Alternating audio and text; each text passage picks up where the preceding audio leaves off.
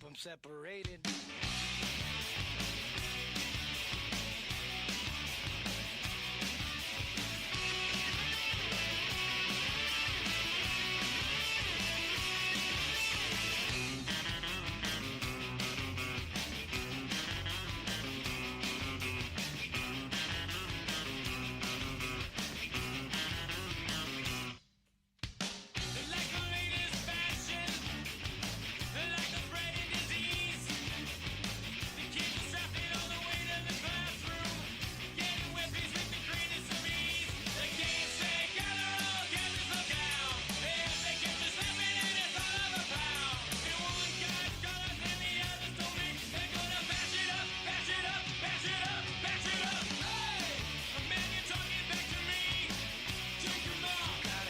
Separated. Hey! The man you're disrespecting me! Take him out! You gotta keep them separated. Hey! Don't pay no mind! We're under 18 and won't be doing any time! Hey! Come out and play!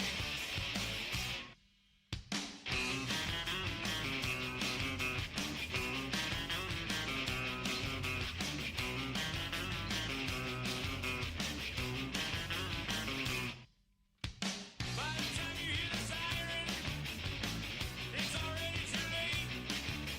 One goes to the morgue and the other to jail.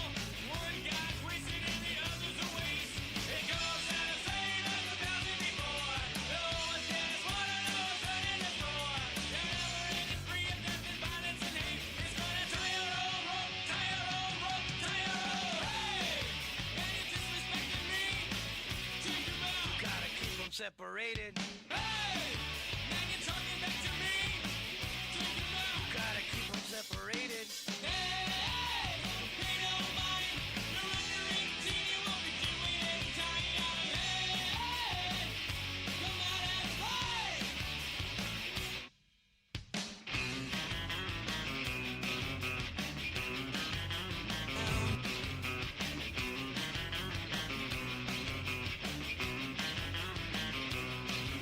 It goes out of saying as 1,000 before. No one's scared of what another's turning his score. Your never-ending spree of death and violence and hate is gonna tie your own rope, tie your own rope, tie your own. Hey! Man, you're talking back to me. Check him out. Gotta keep them separated. Hey! Man, you're disrespecting me. Check him out. Gotta keep them separated. Hey! Don't pay no mind. You're under 18. You won't be doing any time. Hey! Come on and play.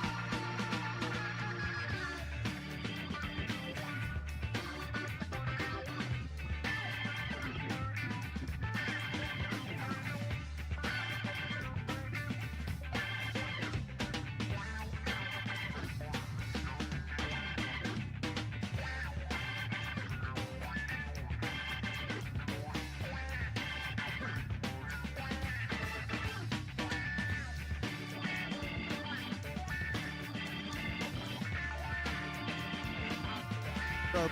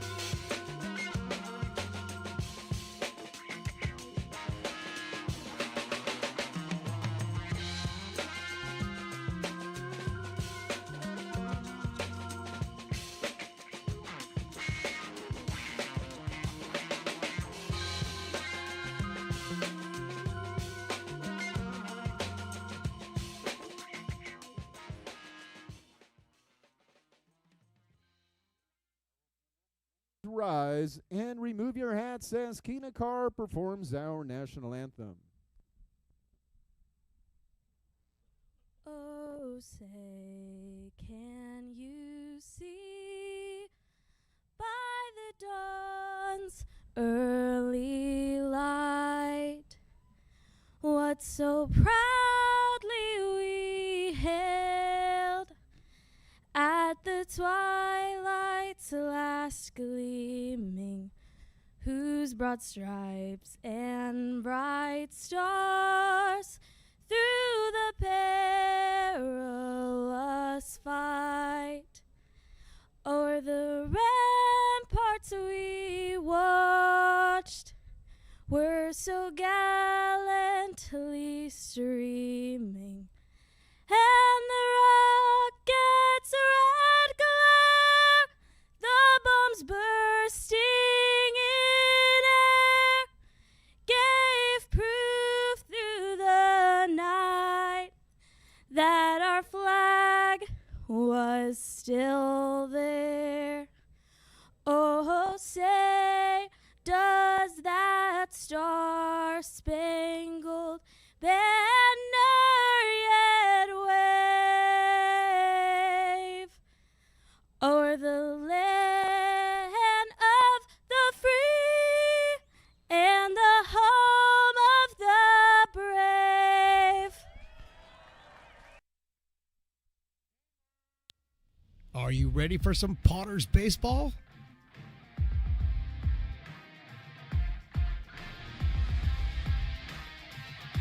Potters baseball brought to you by Stone's Broadcast Networks.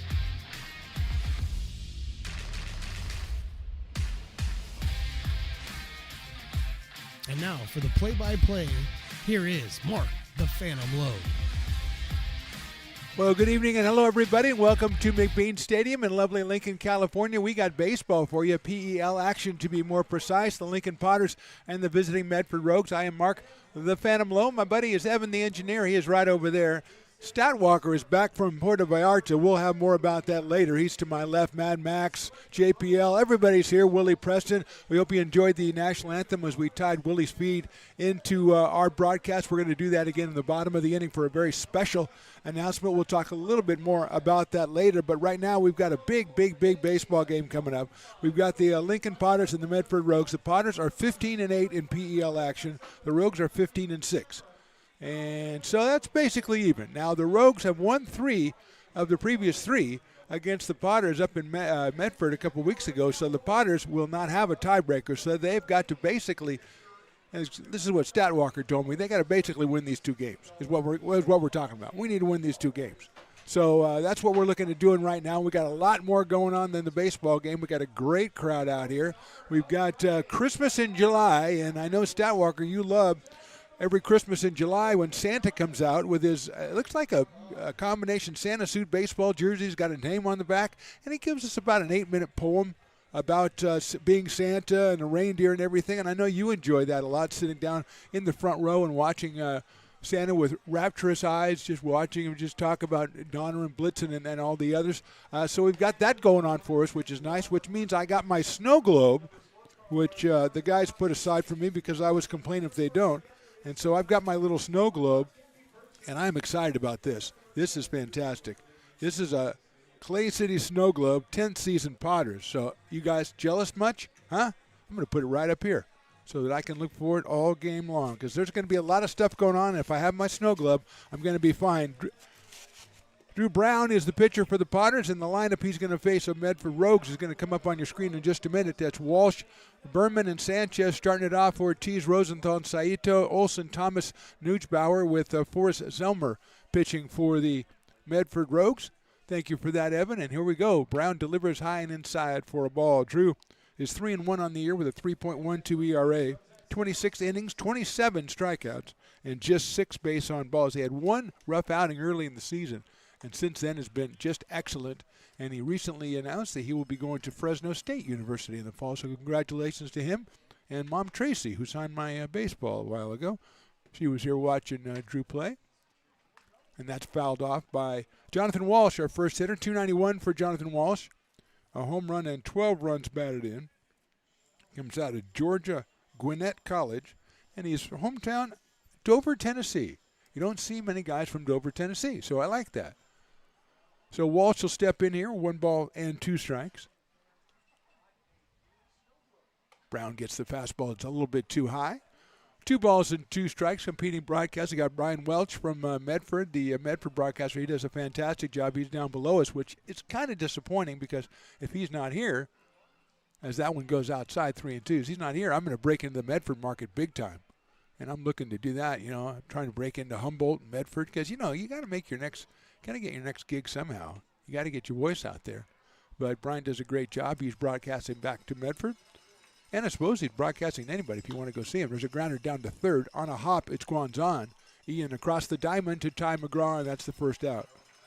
Let's look at that defensive alignment if we can, Evan the engineer. And it is Guanzon at third. Shane Miller back at short. Ethan Groves at second. Ty McGraw at first. Mason Belding behind the plate. It's Jackson Norton in left. Jordy Lopez in center, and Brady Dobson is back out in right. 1 out, and here's Daniel Berman. 340 for Daniel Berman. He is playing second base. He's out of Cal State Northridge. A couple of guys from Northridge on this. I think their pitcher is, whose name is Forrest Zelmer, is also from Cal State Northridge. It's in there for a strike, so it's 0-1. So it is Christmas in July. We got the snow globes. We got Santa. I'm not really sure. Oh, at the bottom of the stairs, this made it a little bit hazardous to come back from the bathroom. Strike 2. There's snow. There's a snow machine out there, and I had to fight through the snow to get back here, and I don't do well in the snow. So that was a chore. So that is also a little Christmas action. 0-2 pitch, and it's just outside. 1-2. Drew right up around 91, 92 early on in this one. He has been one of the stalwarts of the Potters pitching staff along with Justin Santiago. Swing and a miss.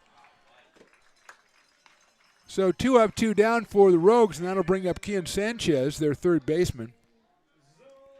He is out of Stanislaus State University, and he's hitting .333 with a pair of home runs and 12 batted in. Big guy, right-handed hitter. Medford in the green and with some black blended into their jerseys and little white numbers and white writing. Pretty good. I like it. No, Stoutwalker does not like it. Oh, he gave me the nose. Stoutwalker, I'm going to have to bring you on. Not maybe next inning after that. I need that story. I need that vacation story of yours because it made me laugh almost as much as watching Evan eat his burrito. Hit out to left center field. On the move is Jordy Lopez. That's hit very well. Lopez is not going to get there. It bounces up against the fence. Lopez runs it down, and Sanchez motors into second with a double. That ball 97 miles an hour off the bat, and Sanchez was all over that one, hitting into left center. Lopez thought he might have a chance at it, but it was a futile gesture. Runs it down and gets it back in. And with 2 outs and Chris Ortiz coming to the plate. 20 runs batted in with a home run for Chris. 371 is his average. He's the DH tonight. He's also out of Stanislaus, so both he and Kian Sanchez coming from Stanislaus, and their name is, I don't know. I'm going to have to put Stoutwalker on that one. You don't get a lot of Stanislaus people. So Medford threatening here with 2 outs. Brown with two pretty easy outs before that, but Sanchez all over that double to left center field. And here's the pitch to Ortiz, and he fouls it off. Okay, Stanislaus is the Warriors, and they are represented by the... See, again, Stat, I like this when they have a name for their mascot. That's Titus the Warrior. Kind of a weird-looking warrior, but the fact that he's called Titus kind of makes it work for me. What do you think, Evan? I like it. I'm going to give Chris the okay on that. Titus the Warrior. 0-1. Fastball misses outside. Mason Belding behind the plate for the Potters, who are on a little bit of a winning streak here. Took a 3-game series against the Kings and then beat the Mudcats 2, so that would be 5, I guess. Yeah, that would be 5. And they had put a bunch of runs up on the board in those 5 games. That's popped out of play. So 1 ball and 2 strikes on the cleanup man, Chris Ortiz, for the Rogues. Just getting started here from a very, I'm going to say, pretty much full McBean Stadium. Probably going to be the same way tomorrow. If you don't have tickets for tomorrow, you want to get them now LincolnPotters.com. It's a fireworks night. It's a Star Wars night. Statwalker is giddy over the fact that Darth Vader might be here. I mean, that's his favorite guy, and that's fouled off. I know Chewbacca's going to be here. He comes to every one of these. It's like Hagrid for Harry Potter night. Chewbacca he may even live here. I don't know. I haven't seen Han Solo or Han Solo, either one of them. There's Santa. Santa walking around, just kind of saying hey to people. Not making a big deal about it, just kind of a low-key Santa. 1-2 coming up from Drew. Sails the slider outside, 2-2. To Ortiz. He's followed by Jackson Rosenthal, the first baseman. A ground out and a strikeout, and then the Sanchez double. And now 2 balls and 2 strikes on Chris Ortiz. Fastball swung on and missed. 89 for Brown. His second strikeout of the inning, gives up a hit but leaves him there. We go to the bottom of the first. It's going to get special in here real soon. Rogues nothing. Potters coming to bat. Hey, Potters fans, want to keep restoring and renovating historic McBean Stadium? Now you can become a member of Friends of McBean. Annual membership start at $50. Become a member now at friendsofmcbean.org. This job is the Esplanade at Turkey Creek phases 4 and 5. Our scope of work for this project is full scope, so we've got all the underground, all the joint trench, and all the top side included with it. We're putting in sewer pipe, manholes. We're not doing services yet. We go through and do all the main line, and then we come back and do all the services after that. I would say this project right here, the one we're working on, is probably about a 2-month project. It's very costly to the developer, so beating the schedule is very important, more important than most projects. It's got a lot of groundwater, so we've got an extensive groundwater pump system in place. It's just cool to be a part of the built environment and know that. Hey, Potters fans, want to keep restoring and renovating historic McBean Stadium? Now you can become a member of Friends of McBean. Annual membership start at $50. Become a member now at friendsofmcbean.org. This job is the Esplanade at Turkey Creek phases 4 and 5. Our scope of work for this project is full scope, so we've got all the underground, all the joint trench, and all the top side included with it. We're putting in sewer pipe, manholes. We're not doing services yet. We go through and do all the main line, and then we come back and do all the services after that. I would say this project right here, the one we're working on, is probably about a 2-month project. It's very costly to the developer, so beating the schedule is very important, more important than most projects. It's got a lot of groundwater, so we've got an extensive groundwater pump system in place.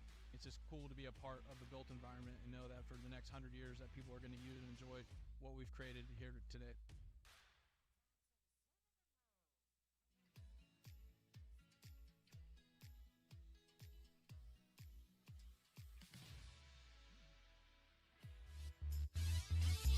Bottom of inning number 1. Potter's coming up to the plate against Forrest Zelmer, the right-hander out of Cal State Northridge.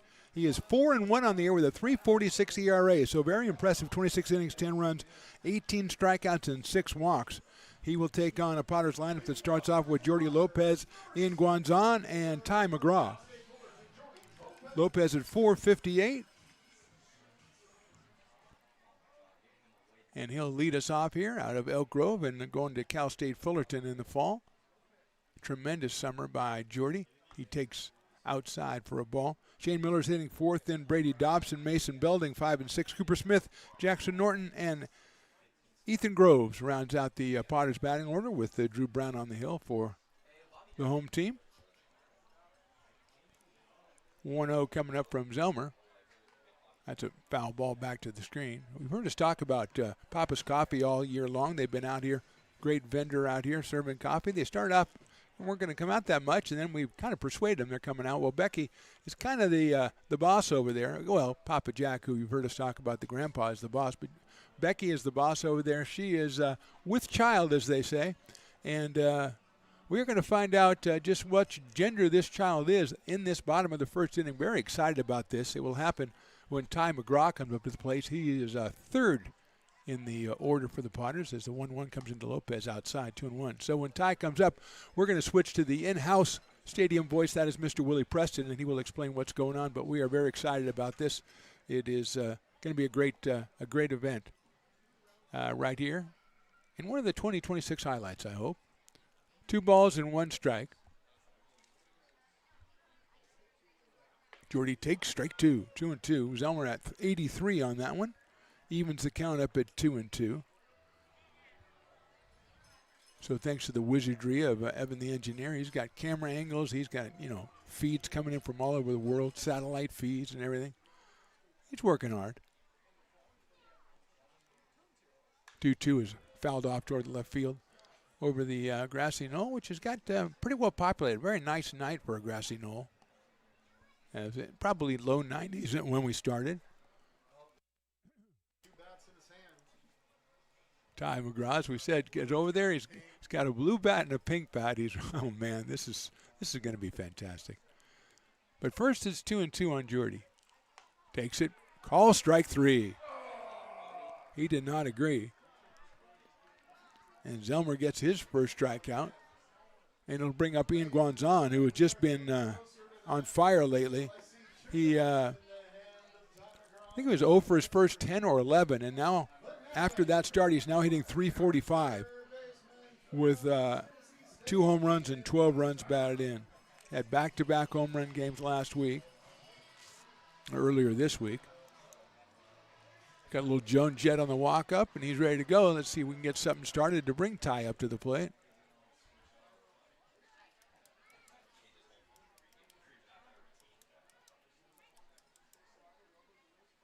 Ian takes the strike.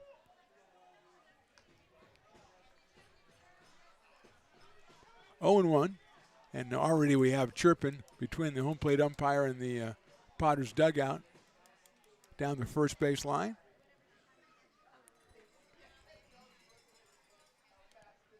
Zellmer ahead in the count 0-1. Throws the breaking ball, misses outside. Guanzon, who's out of Chico, California, and Ian is at East Tennessee State. And another big announcement today, Perrin Bland, who's been one of our favorites all summer long, announced he will be going to Southern University, the Jaguars.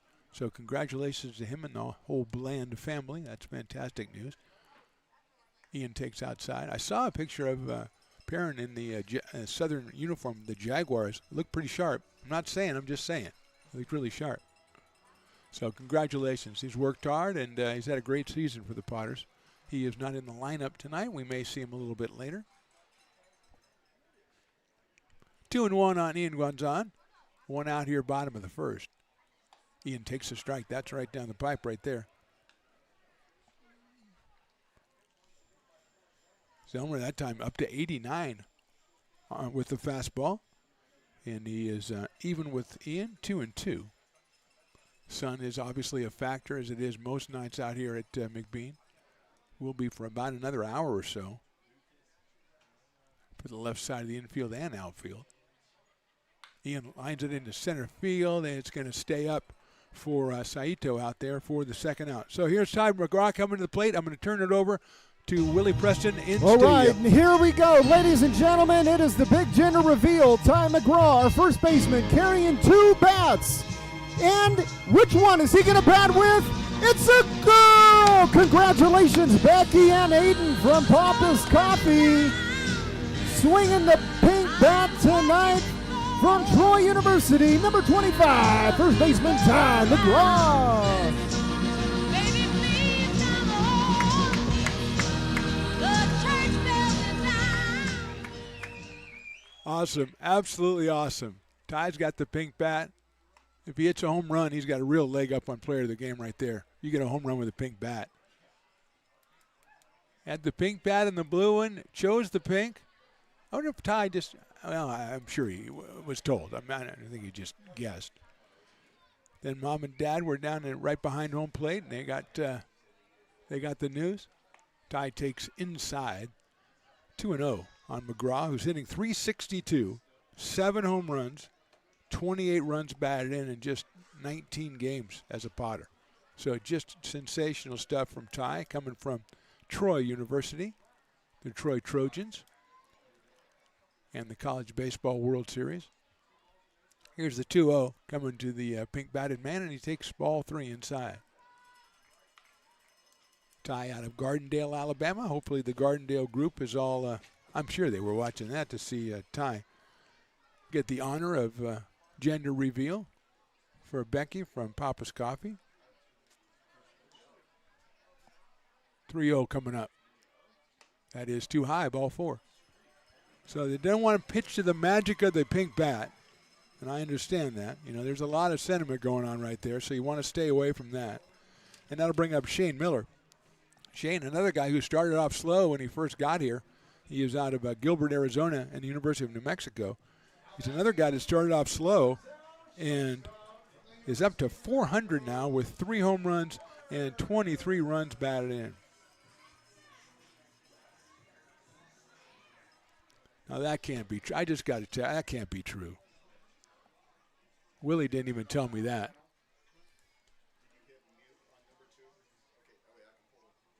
Miller takes down low for a ball. 1-0. I just got a text from Ryan Stevens, the great Ryan Stevens, first ballot Hall of Famer in the Potters Hall of Fame.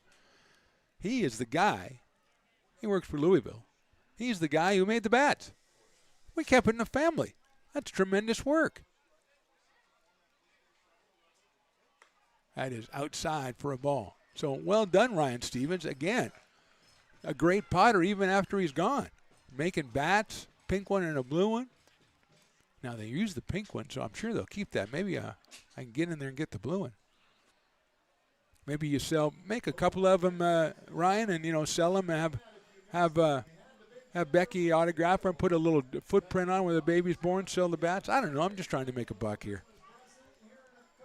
Let's look at the defensive alignment for the Rogues, which I should have done years ago. Sanchez at third, Neusbauer at short, Berman at second, Rosenthal at first, Thomas behind the plate, Walsh, Saito, and Olsen in the outfield, and Forrest Zomer on the mound. And he just had a conversation with Anthony Thomas as he has thrown 6 straight balls after getting the first 2 outs. With McGraw at first, it's 2-0 on Miller. Pops it out of play to our left, 2-1. So great job by Ryan Stevens. Ryan Stevens, you have not come back out here in a while to come up here and help me broadcast the game. You know I can't get through it on my own. I could use you for an inning or two, my friend. Got a couple of games left on the schedule. I know you got a lot, you're taking care of a lot of your own pinks and blues at home, but still. 2-1. Call a strike on the inside corner. 2-2. And proud dad's wearing the pink hat now. I love that. That's fantastic. 2 balls, 2 strikes, 2 outs, first inning. Outside, 3-2. Yeah, he looked good in the pink hat, Willie. He makes it work. He's wearing it with pride, I'll say that. I wonder if there was a blue hat left over that they didn't know. Maybe I'll get that blue hat. I'm always looking for merch, you know that. Sure. Of course we are. Willie eats his how's the watermelon today? Good? 3-2 coming up. Ball 4. Miller takes it outside. 2 on and 2 out now, and that'll bring up Brady Dobson. Brady, 278 on the season. Had a 4-hit game on Wednesday. Oh, Ryan Stevens, now he's going to tell me he's going to stay up here for 9 innings tomorrow. Yeah, okay, sure. I can accommodate my schedule. You want to just stay up? Yeah, that's great. I'll just stay home. Have beers for me and I'll stay up there for 9? Okay, what if I put up 1 beer? How many innings are you going to stay then? Anyway, Brady Dobson, he has 14 batted in. He has a home run, left-handed hitter, playing out in right field tonight for the Potters. And he takes it right down the middle for a strike. 87 from Zelmer, who got a strikeout of Lopez and a flyout from Guanzon, and then walked McGraw on 4 pitches. He went 3-2 on Miller before issuing the 4th ball and the 2nd walk. And now he's got Brady Dobson, but he's ahead 0-1 on Brady.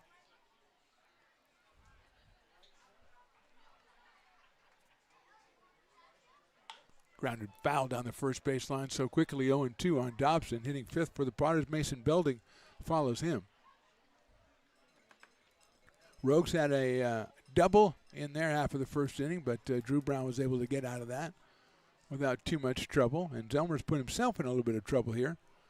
After 2 were out, he walked 2, but he's ahead of Dobson 0-2. Tomorrow night's game, remember, 6:05 with the fireworks and such, and Star Wars 9.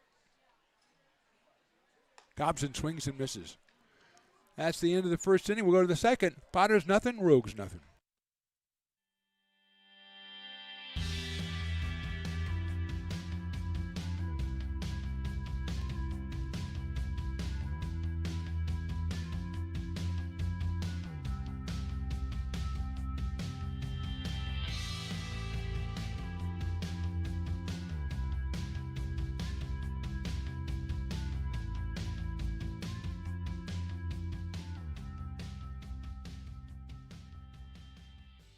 Lincoln Potters Baseball. Placer County's best kept secret is back for another exciting summer at historic McBean Stadiums. Loaded with fun for the whole family, local beer, wine, and eats. Fireworks, giveaways, theme nights, kids zone, and more.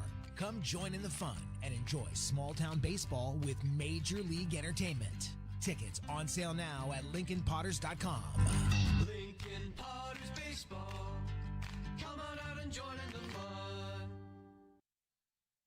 Buy a personalized brick for you, your loved ones, or your business, and show everyone your commitment to Lincoln baseball. Framed and engraved by our own Lincoln High Ag program students, your brick will be featured on unique movable brick walls. Find your name in the stadium entrance for the 2024 and 2025 seasons. Then visit your brick in its permanent home inside the stadium. Bricks can be purchased here for $250. Get it now at friendsofmcbean.org. I'm Bill Spear, North Valley president of 5 Star Bank. In a time when business can feel so uncertain, we're here for you every step of the way. I know they have a lot of bells and whistles within their bank, but just the relationship piece here locally on the business side is huge for us. 5 Star treats us like we're number one. They're right there with suggestions, with help. So I have to bank with people that have our mission in mind. We're 5 Star Bank.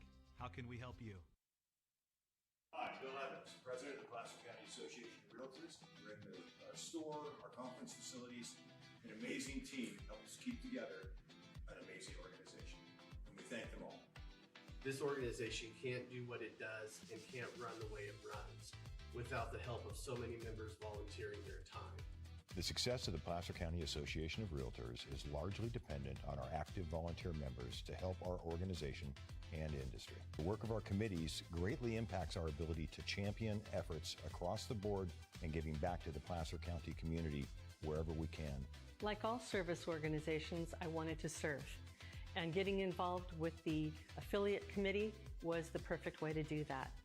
I love being able to serve my community with my business friends and other leaders and give back to those who are in need. The thing I love about the PCAR committees is they all work toward the same goal of bringing the community together to support those in need in our surrounding area. I instantly came to the meeting and had a wonderful time, felt like I was a part of something bigger, and it was just the start of my leadership journey.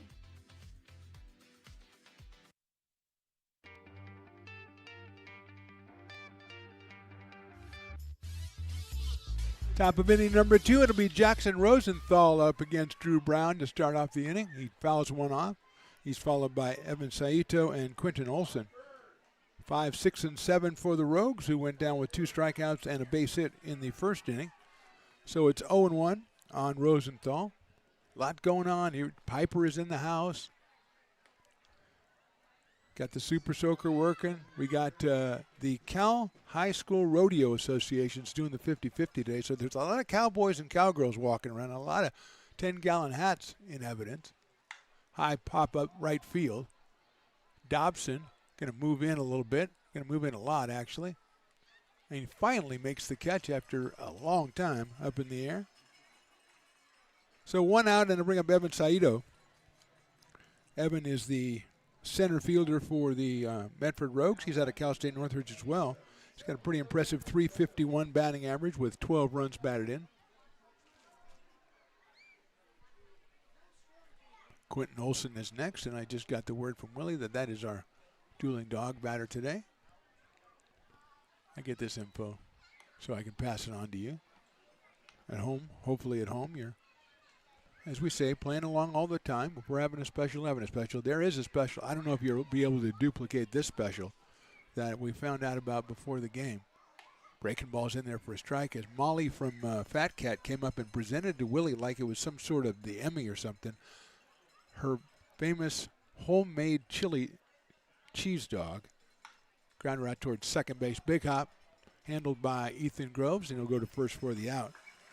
Her homemade chili on the chili cheese dog. They don't usually do that, but they have it out there tonight, and it is sensational.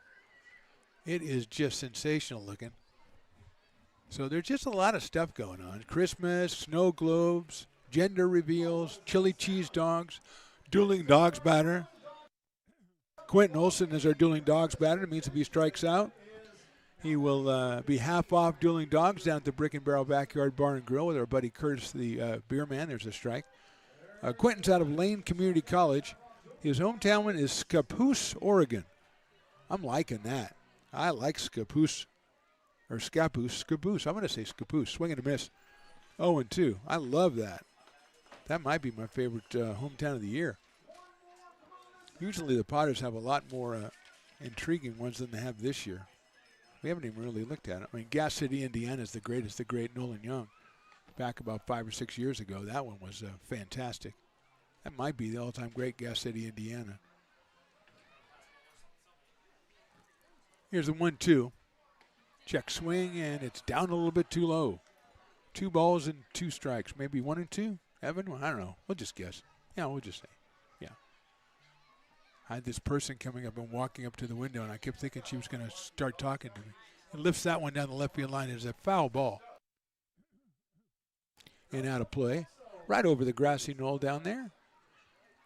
Usually when that happens, there's a bunch of, yeah, there's the kids. The kids relief from the grassy knoll, and they just all swarm the ball.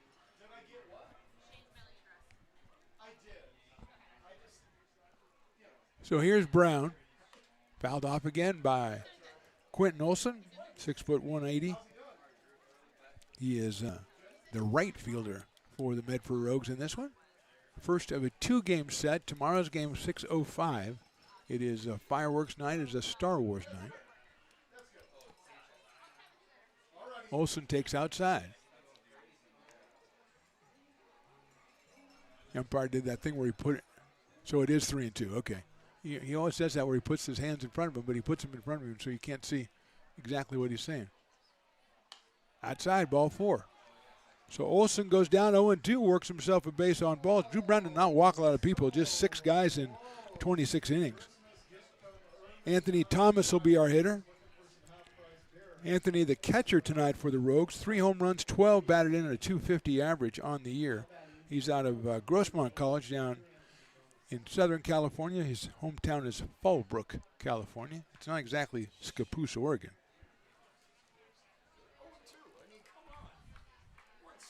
I know, Willie. I know. He was 0-2, and he would have been the dog batter. I know. That's too high for a ball. 1-0. 89 from Drew Brown. 12 Bridges dance team just did a routine. There's a lot of them, too. Evan loves when there's lots of people dancing. That is ball 2. Just a little low. New baseball coming for Mr. Drew Brown. And also new baseballs coming for our umpire. 2 outs, 1 on for the Rogues. They are 23-9 overall, 15-6 in conference. Potters 30-9 overall, 15-8 in conference. Hits it high in the air, but foul down the right field line. And it'll be 2-1. That was an off-speed pitch that Thomas kind of jumped on, but got ahead of it. So the Potters are 0-3 versus the Rogues. So any tie, any kind of a tie, which as you can tell from the numbers, a little bit lopsided games. I think the Rogues have a couple more games to play. There goes the runner, swinging a miss. The throw to second's in plenty of time, and he is out. It doesn't count as a strikeout, but not a double play, just threw the guy at second, Willie. Sorry.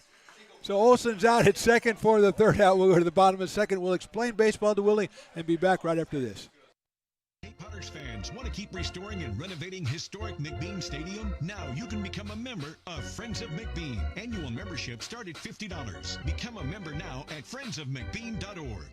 When it comes to your home's maintenance and repairs, Jeffers Resource Group has you covered. Our handyman services offer a comprehensive range of expertise, from minor carpentry to drywall, electrical and flooring for property managers, landlords, and renters alike. We ensure that every job is completed to the highest standards so you can have peace of mind. Contact us today to discover how Jeffers Resource Group can help keep your home in top shape.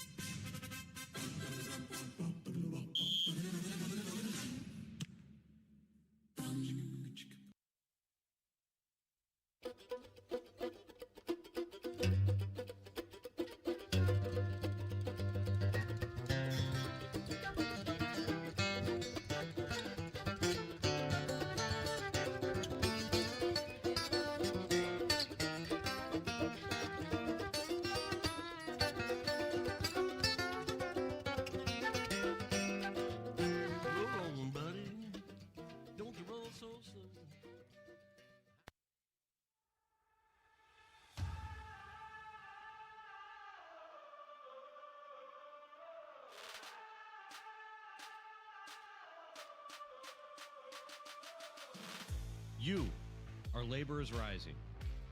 And now you understand where we came from, what solidarity means, and what we have ahead of us. No one's going to defend us but us. No one's going to help construction workers except us. And I can't wait to see you out there.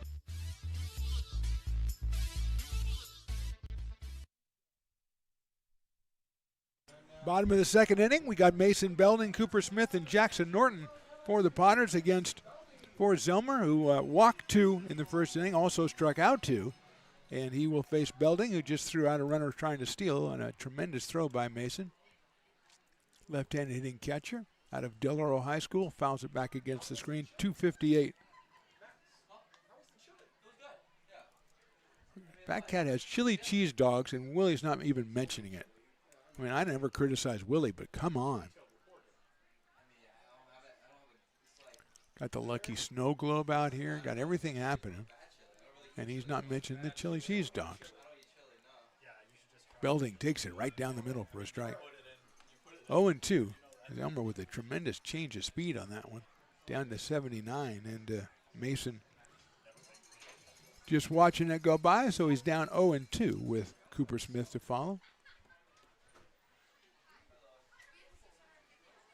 Belding takes, just misses outside. Bends around the outside corner on the breaking ball by Zelmer.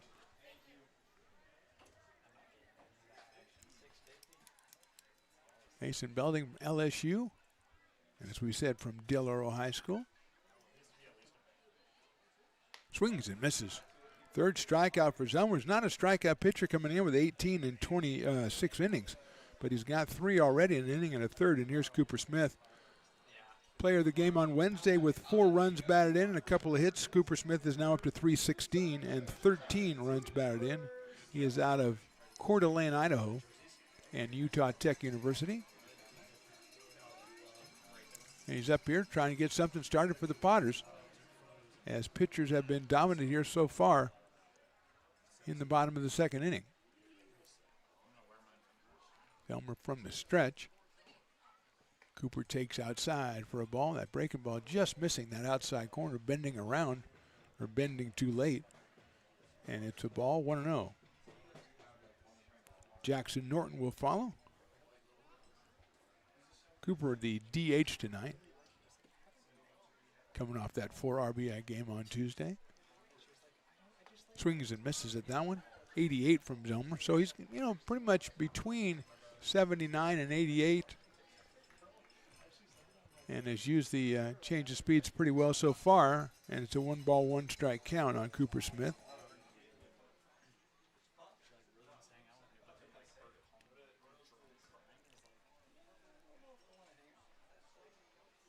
He takes that one just a little outside. 2-1. Tomorrow's night, 6:05, Star Wars night. fireworks night, the last fireworks night of the year. Getting to the last this and that of the year now with the game tomorrow. He fouls that one off, 2-2.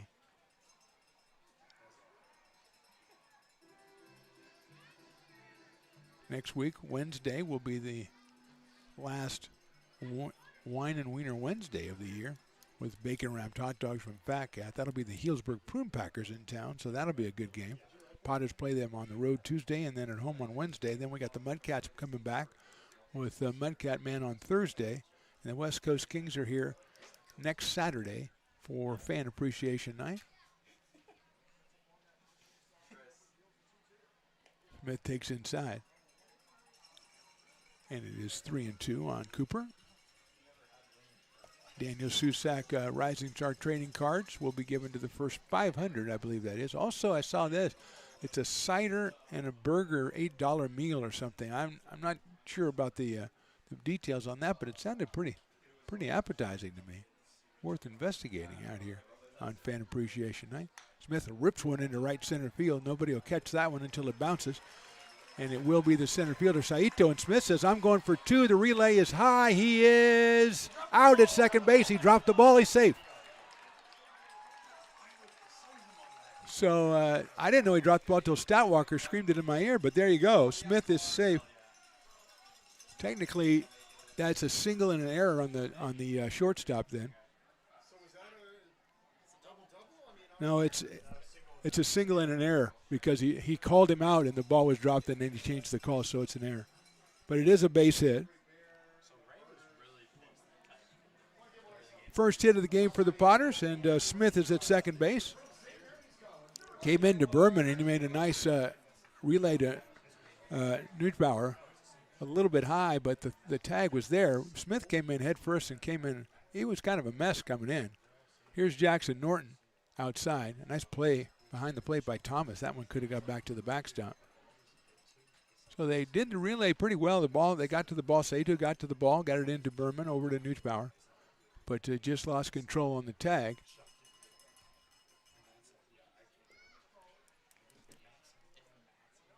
Jackson fouls that one off. He liked that one at 87 coming down the middle. And it was fouled off the catcher's mask, I think. Hopefully Thomas is okay. Doesn't seem any worse for wear, so we will assume he's going to do all right. Jackson Norton from Sacramento, California, which is pretty close to here. He goes to St. Mary's College. 283 on the summer with a pair of home runs, and he's driven in 14. He got one out there right now. That'd be a big one to start off this game, getting first blood for the Potters. It's ripped but foul down the third base line. Jumped on the breaking ball, but just a little too soon. And that one could have been that RBI we were talking about, but instead it's strike two for a 1-ball, 2-strike count on Jackson. Ethan Groves batting in the 9th spot for the Potters. He's on deck, the young man from Elk Grove, California. He's got his average up to 359, which ain't nothing. So now it's 1-2 on Jackson Norton.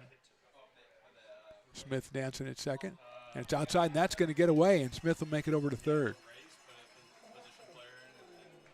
So Cooper gets his way down to third base. Now he's sitting there for Jackson Norton, who has a 2-ball, 2-strike count.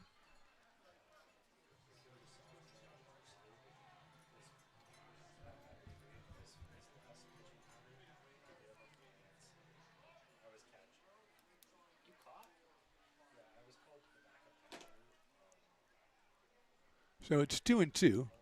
Zelmer delivering. Norton takes high with a fastball. 3-2. Potters with the blue, the dark blue today. The Rogues, of course, with their green and gray ensemble with the white numbers and lettering. Inside, it's a ground ball back to the pitcher. The ball is thrown high and misplayed at first. And here comes Smith, and he will score. That play was a mess from the beginning. It was hitting Norton. It hit the bat, bounced back to Zelmer. He threw a kind of a lollipop over to first off the glove of Rosenthal. Norton is safe. It's an error. It's no RBI on the play.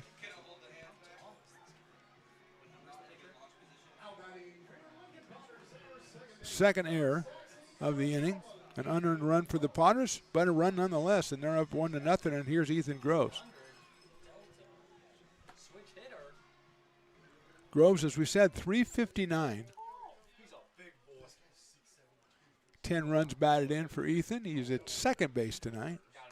Fouled that one back to the screen. So that was a slow motion hit and a slow motion throw, and kind of the ball trying to get over there. Rosenthal tried to switch his feet over there on first to accommodate. He was stretching out to as far as he could go, but it glanced off his glove. And Norton will get himself a lead over there with an 0-1 count to Ethan Groves. Throw over to first, and Jackson's back head first. So the Potters break through in unimpressive fashion here in the bottom of the second, but we'll take it. Norton gets that big lead again. He's not going. Groves takes outside. Almost a semi-pitch out on that one because Thomas was getting set to throw. I saw Thomas throw down to second a couple of times at the end of the warm-ups, and he had a pretty good arm. Again, Norton trying to get off just a little bit more, and they're going to go back to first base, and he'll get back easily. Rosenthal with the tag over there. Groves is followed by Jordy Lopez in the top of the order for the Potters. Lopez took a call third strike his first time up, which he obviously didn't agree with. There goes Norton. It's a off-speed pitch. The throw to second will not be in time. Perfect pitch for Norton to steal on. He got a ball coming in at 78 in the dirt. Thomas tried to corral it, throw it down to second. It was not nearly in time. So Jackson puts himself in scoring position for Ethan Groves, who now is a 2-1 strike count. Ethan out of Sac City College.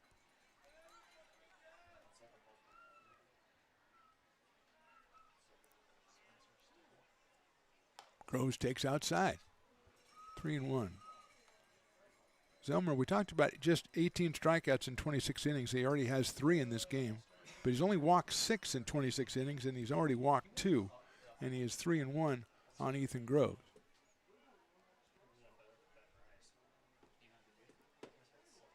And that's ball 4. So he's walked 3 and he's struck out 3.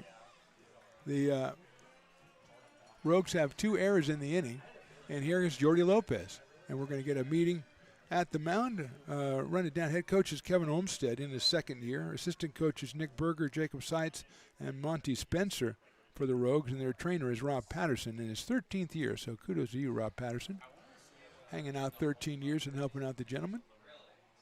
Potters, of course, are skippered by Eli Garcia, Alex Baeza, Hank Lafort, Nate Kujowski, and their trainer is Cheyenne Varga. So the meeting at the mound, doing a little bit too long for our umpire. He has things to do. It's a Friday night. So he's going to go break them up.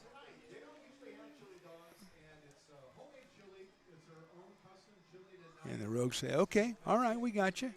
We got you, Blue. So Christmas in July, and the Rogues so far in the giving mode as they have committed 2 errors and walked 3 Potters in this one. Potters just 1 run up on the board, but they got Lopez at the plate with the runners at first and second, and still just 1 out here in the inning. Ian Guanzon is next. Jordy check swing, and it's called a strike. So he has not had agreement. They are not in concert, as we say, umpire and Mr. Lopez. But in that kind of situation, the umpire usually comes out on top. And it's 0-1.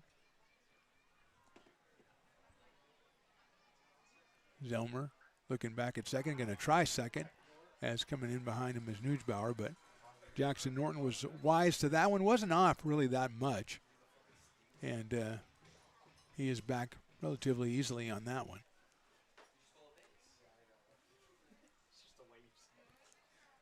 Potters and Rogues fighting for second place right now. Along their spots popped up on the infield. It'll be an infield fly rule. Nuggebauer will call it and stick with it and make the catch. So Lopez pops out to short for the second out, and it'll all be up to Ian Guanzon if the Potters are going to tack something on here in the second inning. Ian lined out to center field his first time up, so he was all over the pitch from Zelmer, but went right at Saito in center field. And he'll step up here out of East Tennessee State University, ETSU. Originally Chico, California, right up north there. He'll step in, a .345 average coming in and 12 runs batted in, also 2 home runs, which he got in back-to-back games.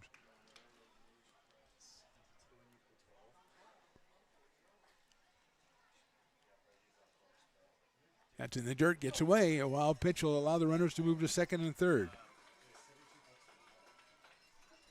So again, the Rogues trying to help out the the Potters here in this second inning, and let's see if Ian can make it hurt. Groves at second with really good speed. Norton at third. You'd think a base hit to the outfield would score both. 1 ball and no strikes on the Potters' third baseman.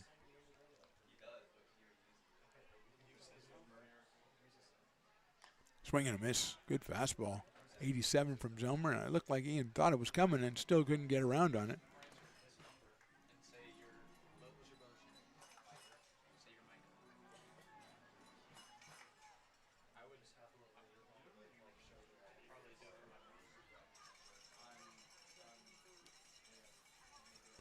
So it's 1-1 on Ian. Ty McGraw will follow. Chopper up the middle. That will get into center field. A base hit. 1 run scores. Ethan Groves is going to score. The throw will come through, but he'll score easily. And the Potters are up 3-0. Ian Guanzon continues his hot streak, and he now has 14 runs driven in. So scoring is Norton, scoring is Groves. Potters have gotten a lot of help this inning, but that was a big one right there by Ian Guanzon. Just perfectly up the middle between Berman and Nugebauer. Here's Ty McGraw. He's using the pink bat again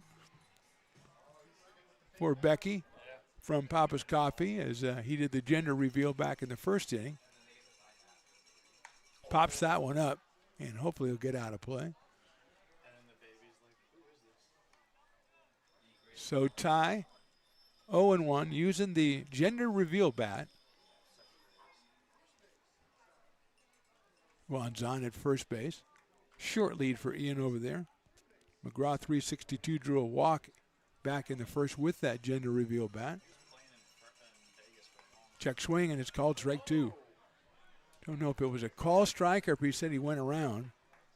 Looked like it's a bit outside, but it's still 0-2 on Ty. Try to keep it going for Shane Miller on deck.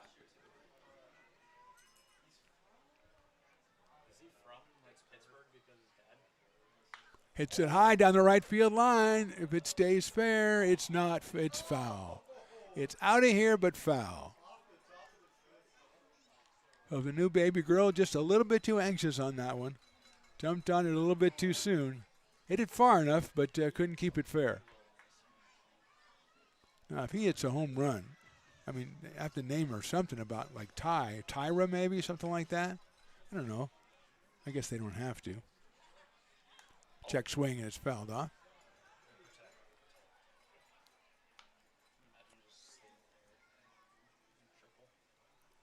Oh and 2 still on McGraw. 7 home runs to lead the Potters. 28 runs batted in puts him third. And he missed, I'd say, the first third of the season at least. Grounder down the first baseline, foul. He's just desperately trying to protect that plate.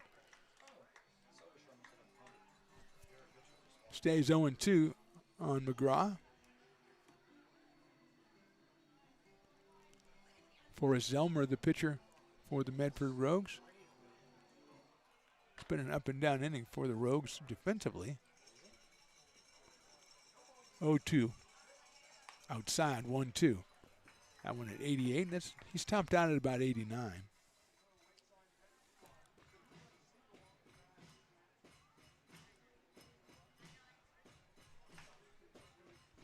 So now it'll be 1 ball and 2 strikes.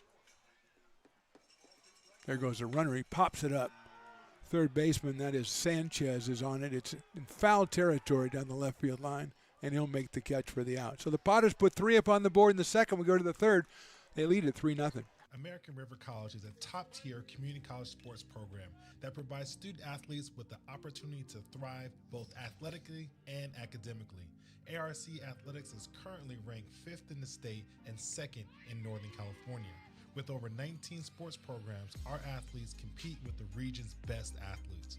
Our diverse and dedicated coaching staff helps athletes develop the skills necessary to compete at the next level. Start your community college athletics journey with us. American River College, Sacramento's best athletic program. Go Beavers.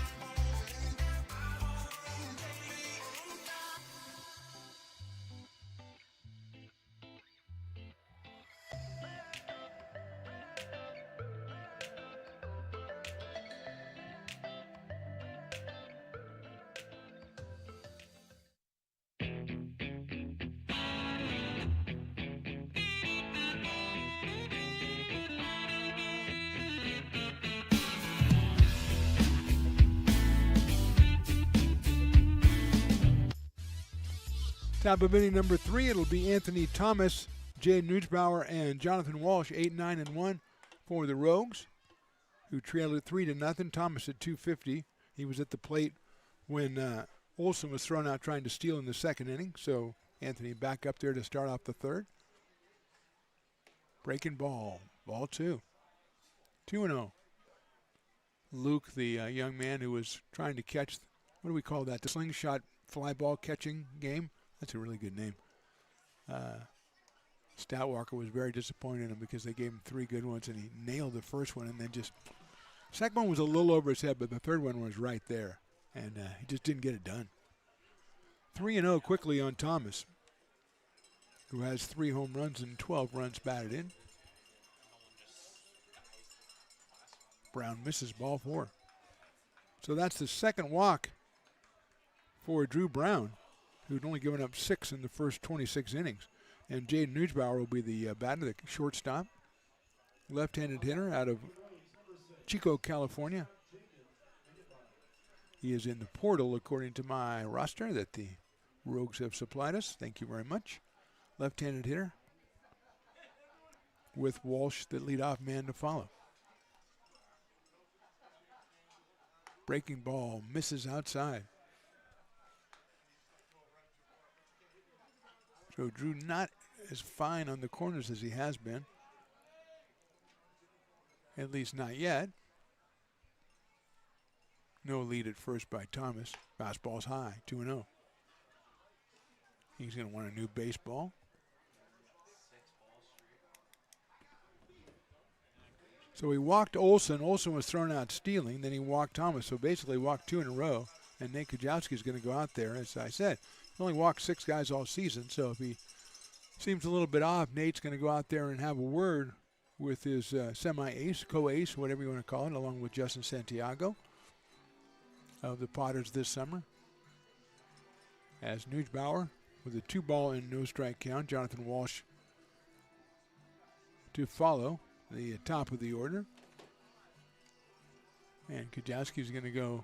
They're going to have a little chat out there. And the umpire says, you know, I called the Rogues on their chat, and I'm going to have to call you guys as well.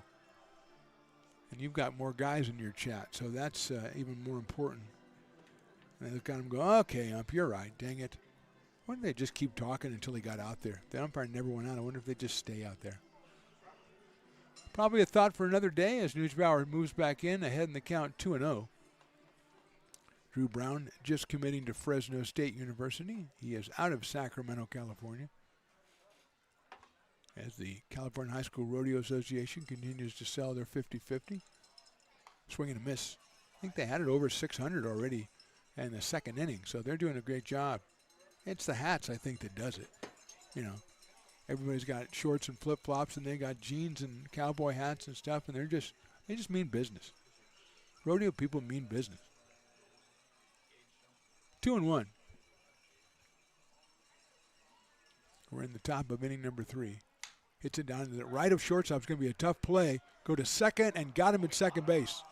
That's a nice play at second by Groves as Miller goes to second base to get Thomas on the fielder's choice, which might have been the only play they had because I think Newsbauer was going to beat it out at first.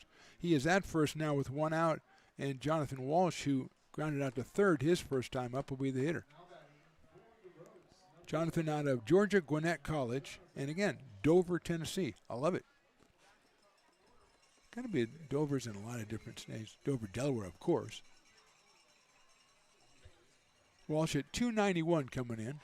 Hits a line drive right back up the middle into center field for a base hit. Lopez will bring him back in, but that was the first pitch.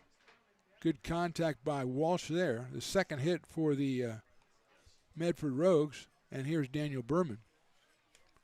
Second baseman struck out his first time up.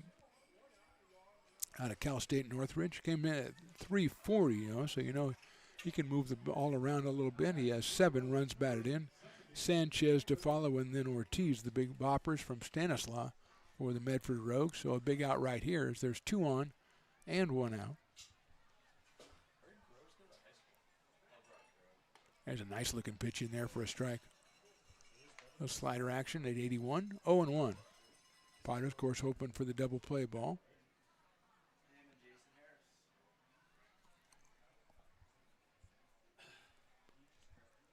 Oh, and 1 coming. Hit out towards shortstop, but pretty slowly hit. Miller's going to flip it to second. I don't know. He got him at second base, and that was really close at second base. Fielder's choice going to move Newsbauer over to third, so first and third, and the Coach Olmstead's going to go out and talk to the umpire. The umpire, he might ask for some help, I don't know. But right now we've got a force play at second base and 2 outs in Kian Sanchez, who doubled his first time up at the plate. This is a big call out at second base, and Walsh will be retired. So 2 outs, 2 on. Sanchez doubled to left center his first time up and is hitting over 333. Came in at 333. 2 home runs and 12 batted in for Kian Sanchez out of Stanislaus. He is the third baseman tonight for Medford. Here's Brown. Fastball swung on and missed. That's 91 from Drew Brown, threw it by the big man. 0-1. I was thinking maybe Berman would go, but maybe they don't want to take the bat out of Sanchez's hand after Belding threw out the last base runner trying to steal. So we'll see if Berman gets a lead over at first base. It's quite short right now. 0-1 coming. That's ripped to left field. It's going to curve, and it's going to be foul. That one was out of here in a blink, but well foul as Brown came in with the off speed, and Sanchez was all over it. And it's 0-2 with a little bit of high blood pressure right there. If you're a Potters fan, probably if you're either fan, because Medford thought you had yourself a tie ball game, just like that. So it's 0-2. Fastball's chopped to first, a big chopper. McGraw has it, flips to first and gets him at first. Brown gets out of a sticky wicket there. Nice play by Ty McGraw. We'll go to the bottom of the third. Potters still on top, 3-0.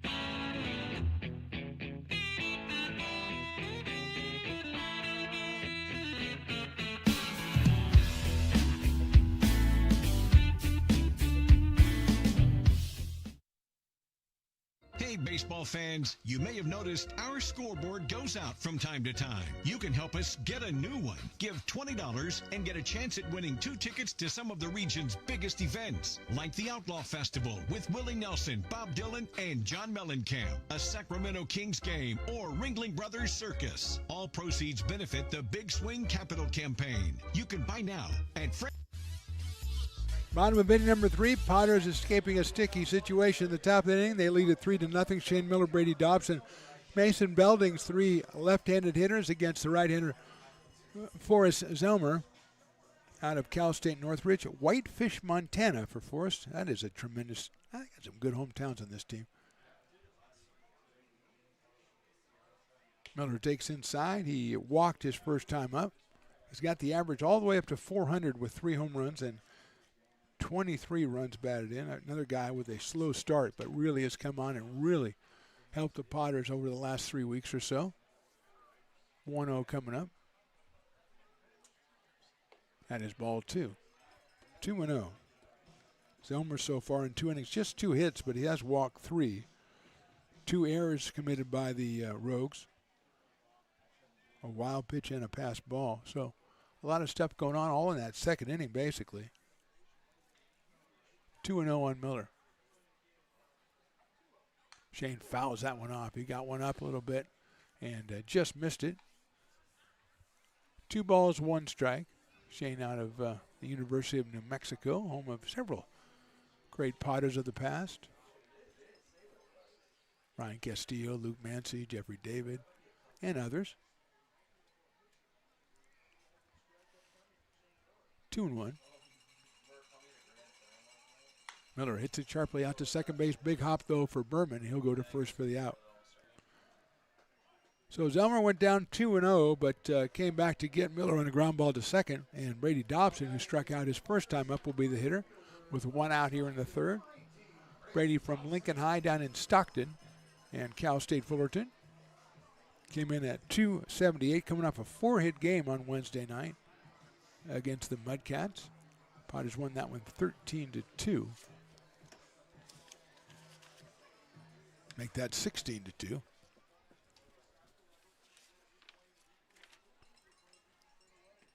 So here's the first pitch to Brady, and it's inside for a ball.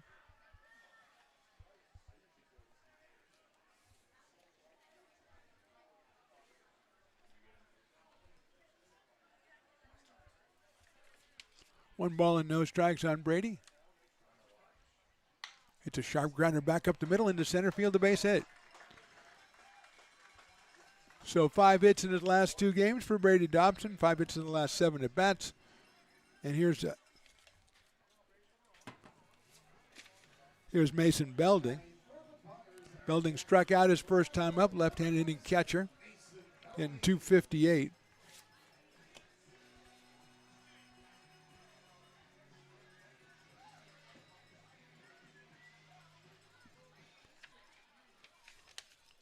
Dobson, modest lead at first base. Belding takes it right down the middle. 0-1. Third hit for the Potters. Brady Dobson with the base hit.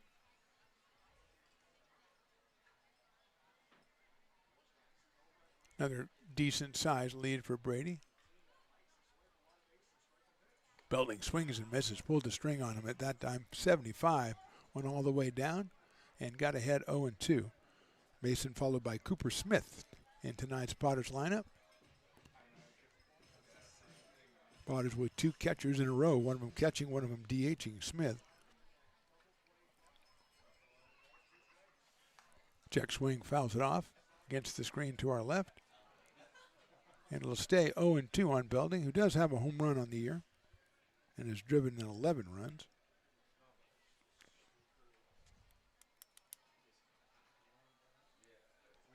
Parking lot Potters are out in force in this one. Double D. Down there with the brew, of course. The throw over to first base. Went down to see Curtis the Beer Man. The bowling Beer Man, to be accurate, with his 300 game. I don't know if he just has one. Maybe he has more than one. I'll have to ask him. Belding takes outside. 1-2. He's a very conversational fellow, that Curtis. Old Town Tavern keeper. You go down there, you don't just get a beer. You say, hey, what's up, Curtis? Or you can say whatever you want. Belting takes high, 2-2. But he will want to chat. And if Carmen's down there, they've been together 32 years now, celebrated their anniversary, of course, working at the Potters game.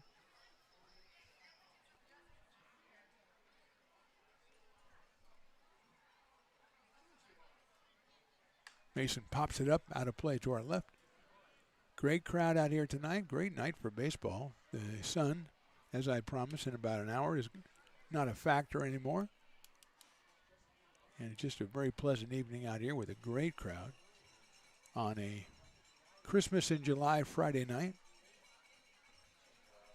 Big game between the Potters and the Rogues. Throw over to first base. Almost had Dobson leaning the wrong way, but Brady gets back. Potters 15-8, Rogues 15-6 in PEL play. Potters, after this one, they've still got 2 against the Moonpackers next week. Belding swings and misses. Pulled the string again and got the second strikeout of Belding, and that is 4 strikeouts now for Zelmer. And you'll have Cooper Smith, who singled his first time up. Singled into right center, tried to turn into a double. He was called out, but then the ball was dropped, so he was safe, which was a big play because Norton then hit a ground ball. Error was committed, and Smith was able to score. Groves walked, and then eventually Ian Guanzon with a 2-run single, and that put the Potters up 3-0. So a whole series of events, Rube Goldberg-like, popped up left side. Going to be a tough play. Running all the way down there. Tremendous try down there is Sanchez, but couldn't get there. Coming over from left field was Walsh. He could not get there as well as it dropped into the Rogues bullpen down the left field line. And Smith will have another chance. No balls and 1 strike. Cooper came in at .316 out of Utah Tech University. As Brady Dobson goes all the way back to first because that's the rules. And it's 0-1 on Cooper Smith. Cooper does have, no, he doesn't have. I thought he had a home run. He has 13 runs batted in. Maybe I was just wish casting there. Possibility. Zelmer with the 0-1. Cooper takes outside. Now, Forrest has brought in the off-speed pitch about 75-76. He used it a couple times on Belding to great success. That time he missed it outside to Cooper Smith.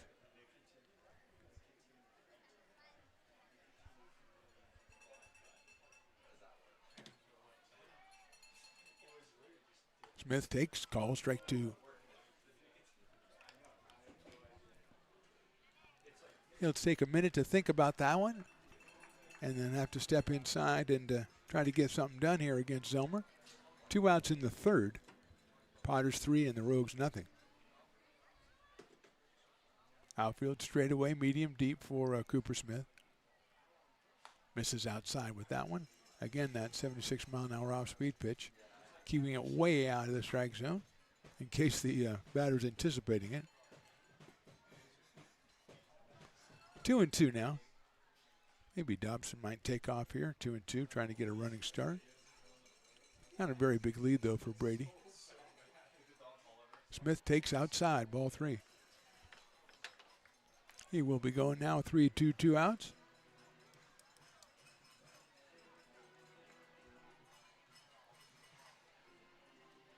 Not even going to hold him on as Rosenthal is going to back up with a left hand hitting Smith at the plate. Cut something off going down the line. 3-2, there goes Dobson. Lifted into left center field. Moving back is Walsh. He's got room, and he'll make the catch for the out. So the Potters get a hit, don't score. We go to the 4th. They're on top 3-0. Lincoln provides all the charm of a small town, yet still provides access to excellent local medical care. At Lincoln Urgent Care, you can find expert services and a compassionate staff available 7 days a week. A friendly front desk staff will welcome you when you come into our brand new facility. Your wait time will be minimal at our walk-in clinic, unlike the emergency room. From broken bones and lacerations to allergies, flu shots, and illnesses, we treat a variety of urgent medical conditions. What sets us apart is not just our central location in Lincoln, but the convenience of our extended hours, including weekends. We've become Lincoln's first choice for urgent care because we treat patients of all ages for a variety of conditions and take most insurances. We're proud to be an approved provider for veterans and welcome in our military patients. From our family to yours, we're here when you need us.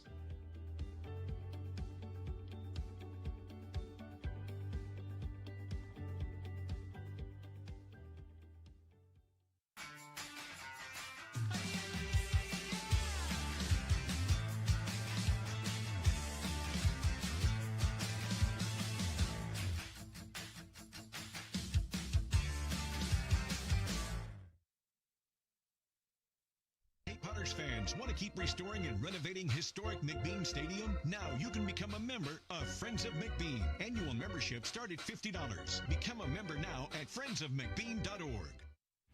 This job is the Esplanade at Turkey Creek phases 4 and 5. Top of inning number 4 from McBean Stadium. Mark the Phantom Low along with Evan the Engineer. And we bring you the Potters 3 and the Rogues nothing. Medford will send up Chris Ortiz, Jackson Rosenthal, Evan Saito here in the top of the 4th against Drew Brown, who delivers a strike. Ortiz struck out his first time up. He is at 371, and he's driven in 20 runs. He has a home run. He's DHing tonight out of Stanislaus State. Chops it down the third base line. That is a foul. So quickly 0-2 on Chris, who's from Menifee, California. Not familiar with Menifee. Again, the Rogues, they do not disappoint with the hometowns. High for a ball, 1-2. Now, we got Evan's favorite player, who's Travis Finney. He's out of South Dakota State, but he's also from Melbourne, Australia. I think I remember him from last year, so Evan is taken by that. He wonders about the Australia to South Dakota pipeline. Swing and a miss, and Ortiz is down on strikes. Second time of the night for him. 1, 2, 3 strikeouts for Drew Brown. And that'll bring up Jackson Rosenthal, who flied to right field his first time up. Big first baseman, hitting .328. He is from Hawaii Pacific and Ashland, Oregon. Beautiful country up there, Ashland, Oregon.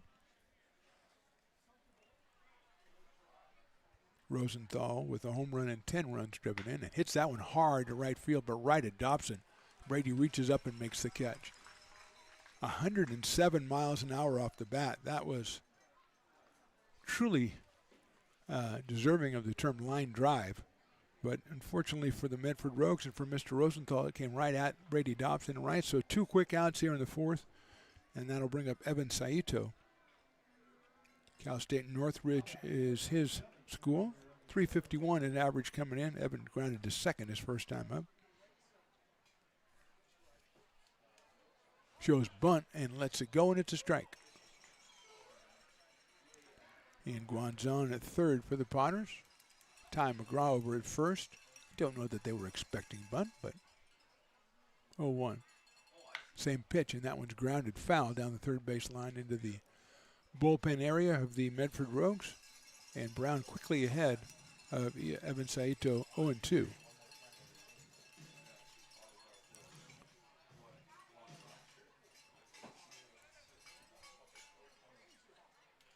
Fastball grounded right back off the glove of Brown. It's going to get through, picked up at short by Miller, but not in time. It's an infield single for Saito. Third hit for the Medford Rogues, and that'll bring up Quentin Olson, who's our dueling dogs batter. Olson is hitting 176 coming in. He walked his first time up. He is the dueling dog batter, so if he strikes out, half off dueling dogs for the remainder of the inning. But Potters, this is a big game. They just want an out. They're not worried about how it happens. That's ball 1. So Olson up here. He does have a pair of runs batted in. He is out of Scappoose, Oregon. That's just great.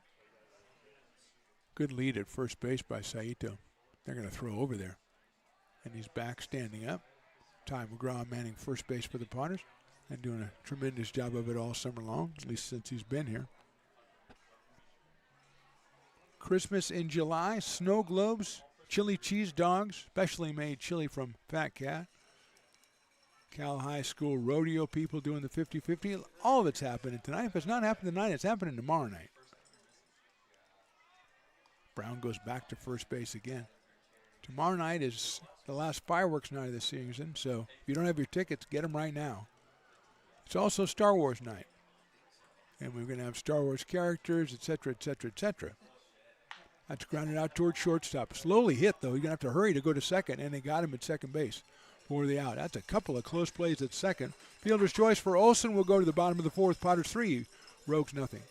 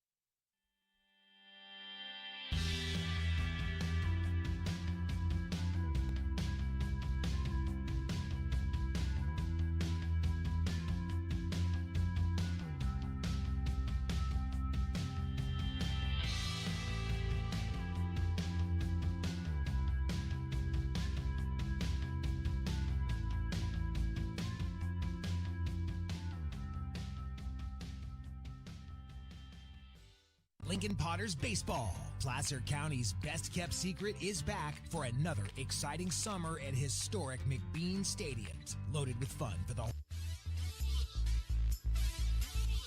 Bottom of the fourth inning from McBean Stadium. Potters on top 3-0. Jackson Norton, Ethan Groves, the top of the order. Jordy Lopez against Forrest Zomer, who's gone 3 innings, giving up 3 hits, 3 runs.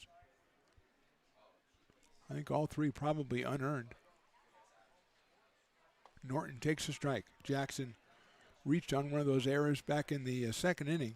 Hit a ground ball back to the pitcher. Actually, a ball that almost hit him. And defensively, he turned around. The ball hit his bat, went back to the pitcher, who threw it wild to first and resulted in all kinds of calamity. Jackson rips it down the third baseline under the glove of the third baseman Sanchez into the left field corner. Walsh will get to it, but his throw to second will be woefully late, and Norton has himself a double. And that will get yourself a double-double, the best promotion of all time. That's a double for the Potters. If they get a double or turn double play, a row gets free double-doubles. So congratulations. So Norton delivers the double-double for some lucky and hungry fans, and here's Ethan Groves. 4th hit for the Potters.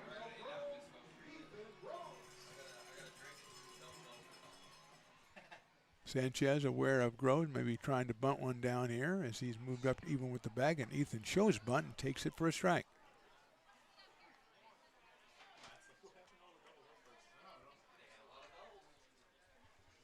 Oh and 1 on Groves. Rosenthal at first is behind the bag.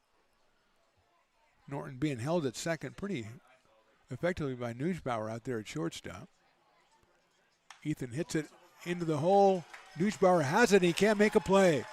So he was behind Norton when the pitch was delivered, and Groves put it right in that hole. It would have been a tough play anyway, and Groves is on. Norton alertly makes it to third. He saw how slowly the ball was hit, so he thought he would have a pretty good chance, and he did. And Jordy Lopez is the batter, is a single and a double to put runners at first and third, and nobody out here in the 4th inning. Jordy has struck out and popped out to short, So he has not gone untracked in this one. He has this season at 458. 34 runs batted in and 2 home runs for Jordy. Groves, be interesting to see if Groves goes. He's a short lead right now. He does go, swing and a miss, and they're not going to even make a play. So Groves is at second base, second and third. Nobody out here in the fourth. Potters almost left a couple of runners on back in the second, but Guanzon came through with a big base hit with 2 outs. Now it's no outs, and their infield is in for the Medford Rogues. Jordy takes the ball. Nice play by Thomas to keep that one from going back to the backstop. Backstop is tricky here because a lot of times if it gets through clean, it'll bounce right back to you. That time it was on a hop, so I don't think it would have. And it's 1-1.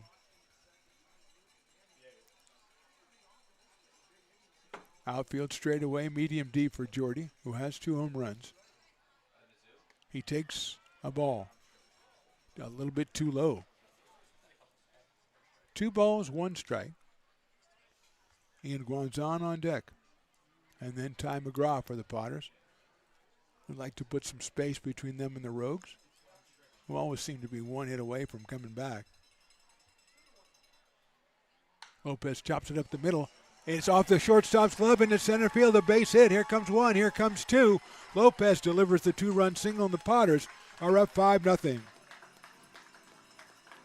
2 more RBIs for Jordy. That'll give him 36. Nutzbauer tried to make the play, but being drawn in like he was made it tough. And off his glove into center field, allowing both runs to score. And Potters have put 2 more up on the board. They lead 5-0. Here's Ian Guanzon. Still nobody out here in the 4th inning. Ian to 345. Now has 14 runs batted in after a 2-run single in the 2nd inning.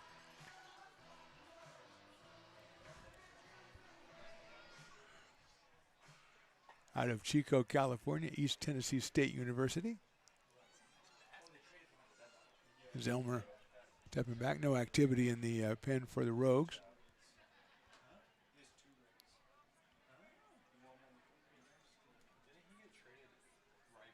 Six hits now for the Potters.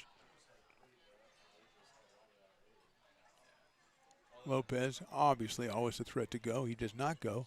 Guanzon fouls an off-speed pitch down the third base line next to the Rogues dugout.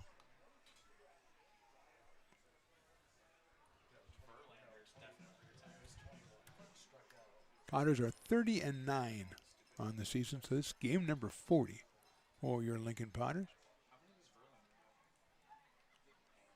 Lopez with a good lead down at first base. Elmer checks him. He'll go over there.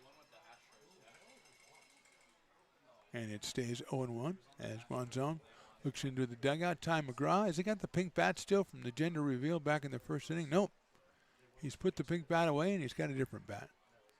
He did his job in revealing gender, and now he's going to go back to hit home runs. As Elmer is asking for time. Is he going to talk to his catcher? I think so. Anthony Thomas will go out and chat with his pitcher, trying to get on the same page, and Guanzon will take a chance to have a word with the umpire.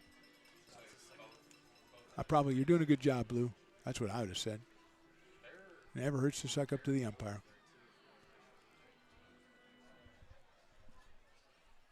1 ball and 1 strike.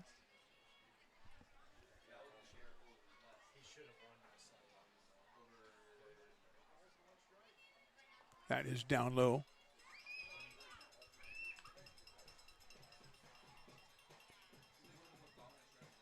Ian got the average up to 345 after going 0 for, I believe, his first 11 as a Potter. And then he had a home run a couple of nights ago, and that started everything. It was in a big win over the Mudcats. Pops that one up. First baseman calling it Rosenthal. He'll make the catch. That one got in on Ian. And a good pitch by Zelmer for the first out, and that'll bring up Ty McGraw. McGraw has walked and popped out to third. So he is 0 for 1 so far, 362 coming in with 28 runs batted in and 7 home runs. Had a couple of foul home runs tonight from either team, but haven't got one between the lines, as they say. So Ty is up here with 1 out and Lopez at first. Takes right down the middle for a strike. A little bit lower than right down the middle, but in the strike zone nonetheless. I thought Lopez might take off, but he stayed put, letting Ty have a swing at it.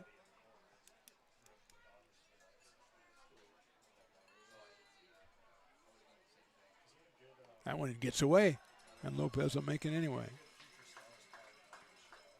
So Jordy gets down to second. The count is 1-1. We have activity now. It looks like in both bullpens, as the Rogues have just got somebody up, and the Potters look like they have somebody throwing down there too. It's tough to tell down right field. A lot of structure in the way before we can see the bullpen. Ty went around on that one. Tried to hold up, couldn't do it. It's 1-2. Shane Miller is next for the Potters, who've scored twice here in the fourth. They have Lopez out there with just one out.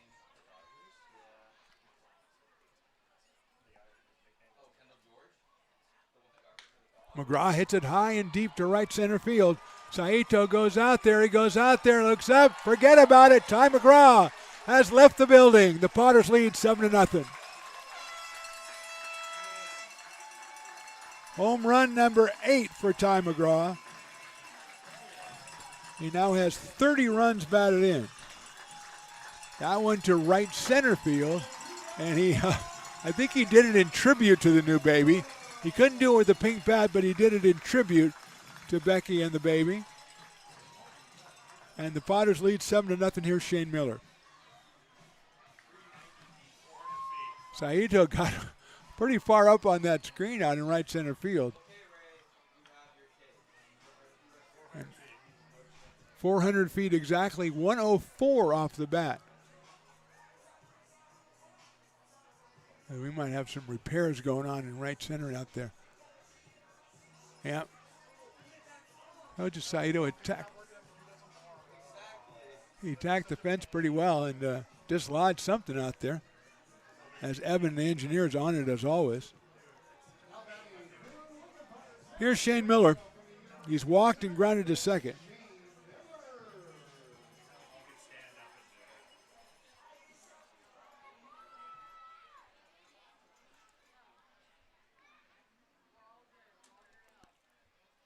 Bases are empty here.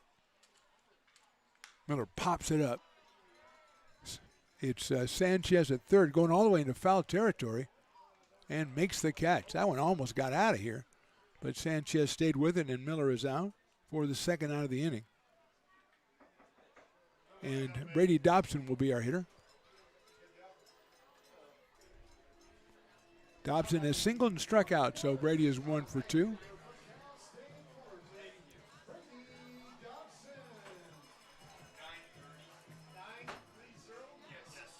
50-50 is already $930. We're just in the fourth inning. We had like 1,200, I think, or 1,400, 12 or 1,400 the other day. Dobson swings and misses. Had a good cut at that one, 86. 0-1 on Brady. Struck out in the first and then singled in the third, coming off a 4-for-5 night on Wednesday against the Mudcats. Dobson at 278.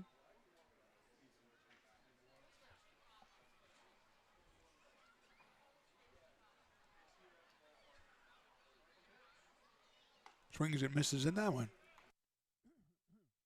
0-2. That one a little bit outside, tailing away from the left-hand hitting Dobson.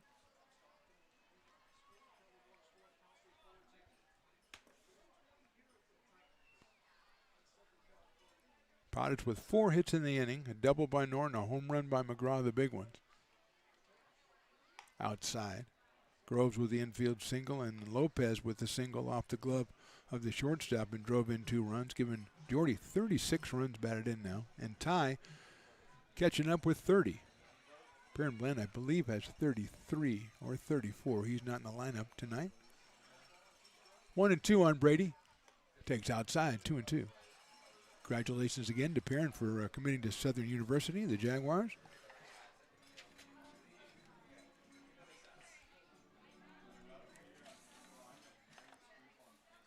Hayden Kindrich from Umpqua Community College warming up for the Rogues. Swing and a miss, stops it on the off speed. So the Potters put 3 more, make that 4 more up on the board. We'll go to the 5th inning. They're on top 7-0.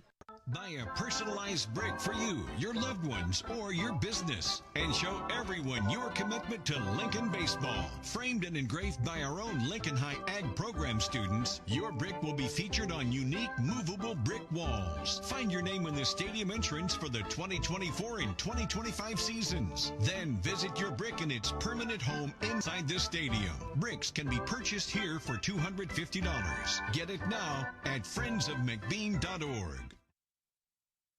I'm Bill Spear, North Valley president of 5 Star Bank. In a time when business can feel so uncertain, we're here for you every step of the way. I know they have a lot of bells and whistles within their bank, but just the relationship piece here locally on the business side is huge for us. 5 Star treats us like we're number one. They're right there with suggestions, with help.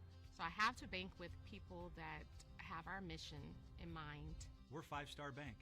How can we help you?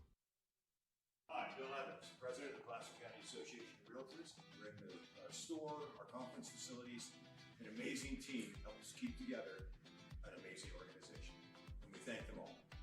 This organization can't do what it does and can't run the way it runs without the help of so many members volunteering their time. The success of the Placer County Association of Realtors is largely dependent on our active volunteer members to help our organization and industry. The work of our committees greatly impacts our ability to champion efforts across the board and giving back to the Placer County community wherever we can. Like all service organizations, I wanted to serve.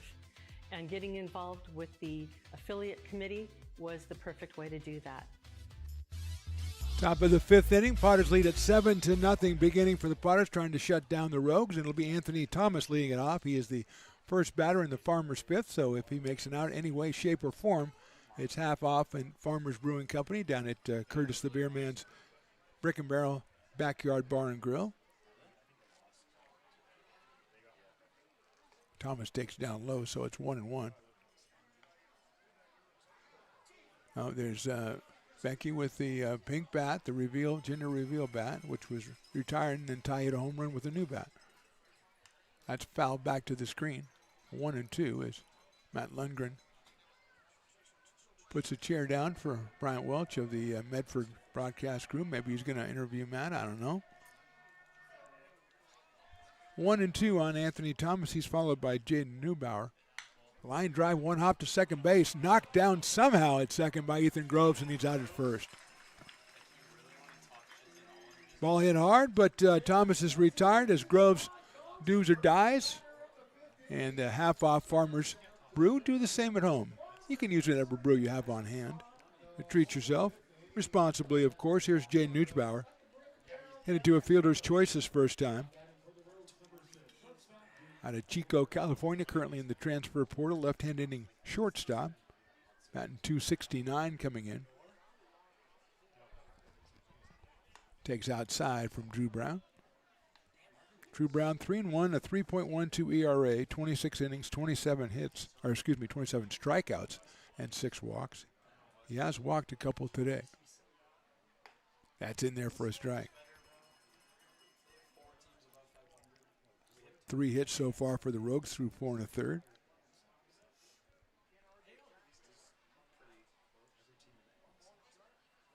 Inside, Brown just recently committing to Fresno State University.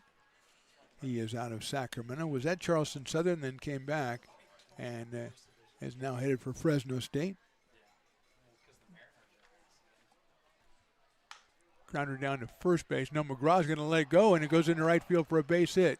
Ty thought about going after it, then he said he'd back off. He thought Groves had it, but it bounces through for Neubauer for a single. Don't know that Ty would have had it. He thought about going after it and decided not to because he has a tendency to stray pretty far off first base, and he thought he might want to stay put. Neubauer bounces it through in the perfect spot. He has a base hit, and here's Jonathan Walsh, who has grounded to third and singled up the middle.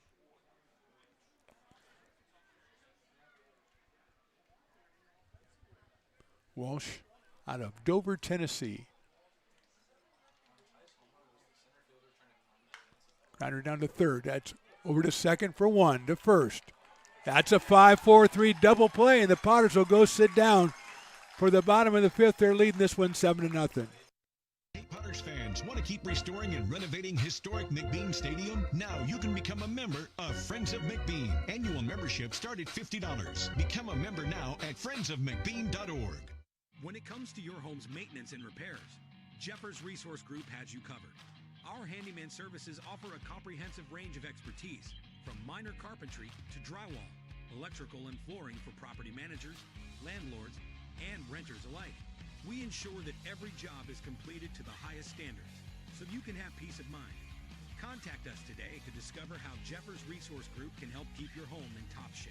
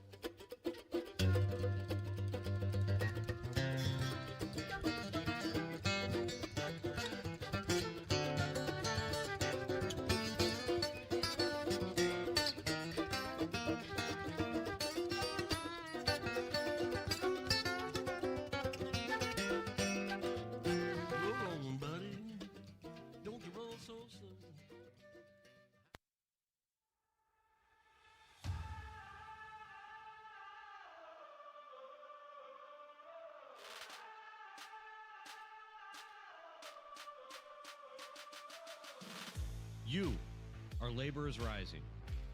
And now you understand where we came from, what solidarity means, and what we have ahead of us.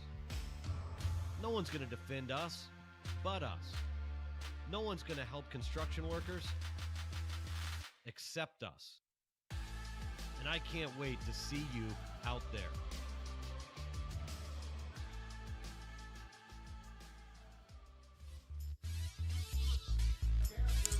Bottom of the fifth inning, Potters 7, Rogues nothing. Dylan Finelli is the new pitcher. The right-hander comes out of Occidental College and hails out of Berkeley, California. He will relieve Forrest Zelmer, who went 4 innings, gave up 7 hits, 7 runs. 4 of those were earned, 3 walks and 5 strikeouts. And he'll face Mason Belding, will Mr. Finelli, to start off the bottom of the fifth inning. And he gets himself a strike on the outside corner. Piper the Peacock going to sell some 50-50 tickets for the Cal High School Rodeo Association. He's got 3 guys and, well, 2 guys and 1 gal, or 1 guy and 2, I don't know. They all got cowboy hats on, that's all I'm saying. Belding takes the ball down in the dirt. 1 ball and 1 strike.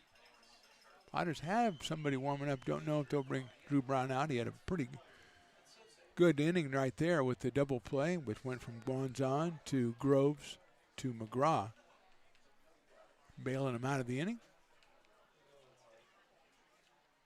And that one misses outside. 2-1.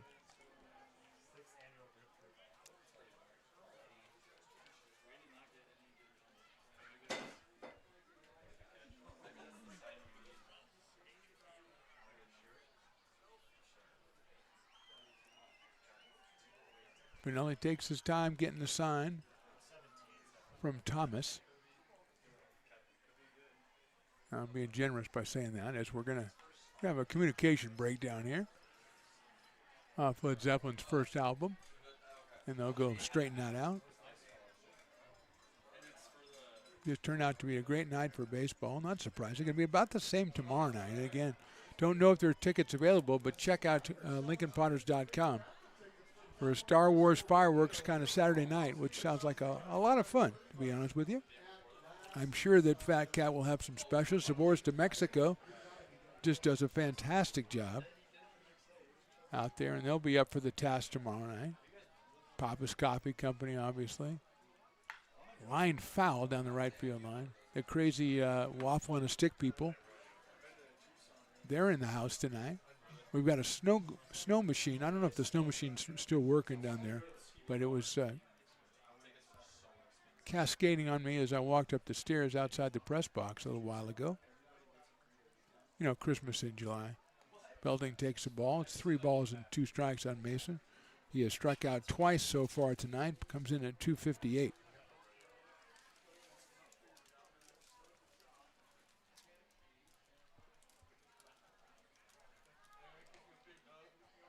Hits that one foul. Right into his buddies on the Potters' side.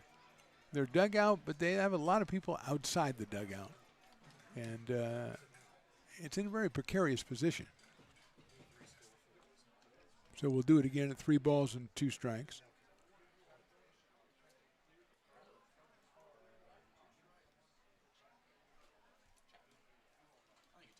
That is ball 4.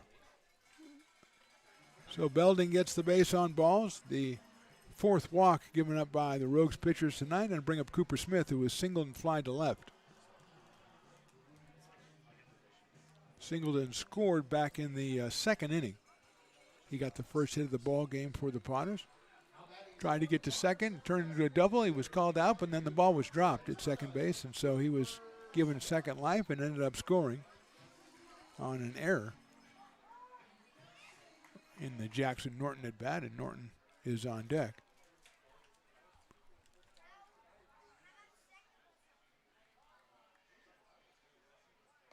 Check swing is a little bit too low for Cooper. Out of Coeur d'Alene, Idaho. 316. He brought that average up as well. A lot of the Potters have done that recently. And Cooper's up to 316. Had a big night the other night. He was our player of the game with 4 runs batted in, a couple of base hits, a couple of runs scored.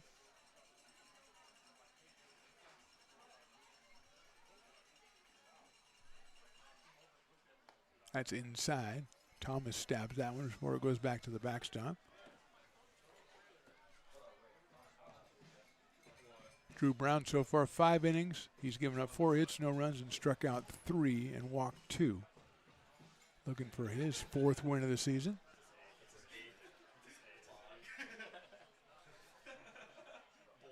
That one misses the outside corner, so it's quickly 3-0 on Cooper Smith after the walk to Mason Belding.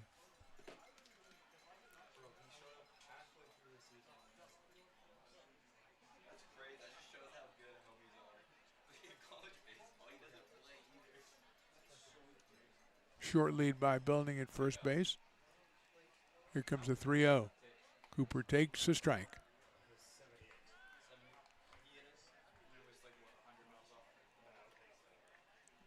Three and one.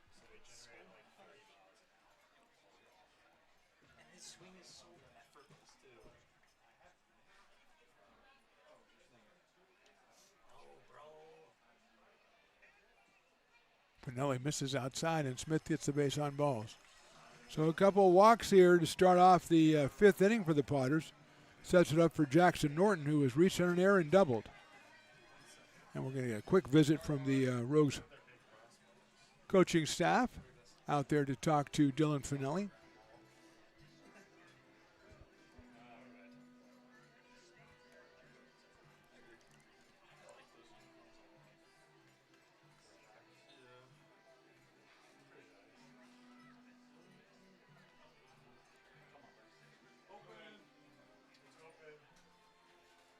And the umpire said, well, okay, I like to give him enough.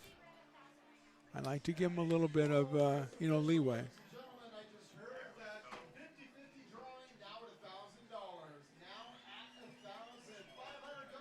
Dylan Finelli making his 8th appearance. He started 6 games. He's 1-2, 4.83 ERA, 31 2/3 innings. So he's been on the mound a lot.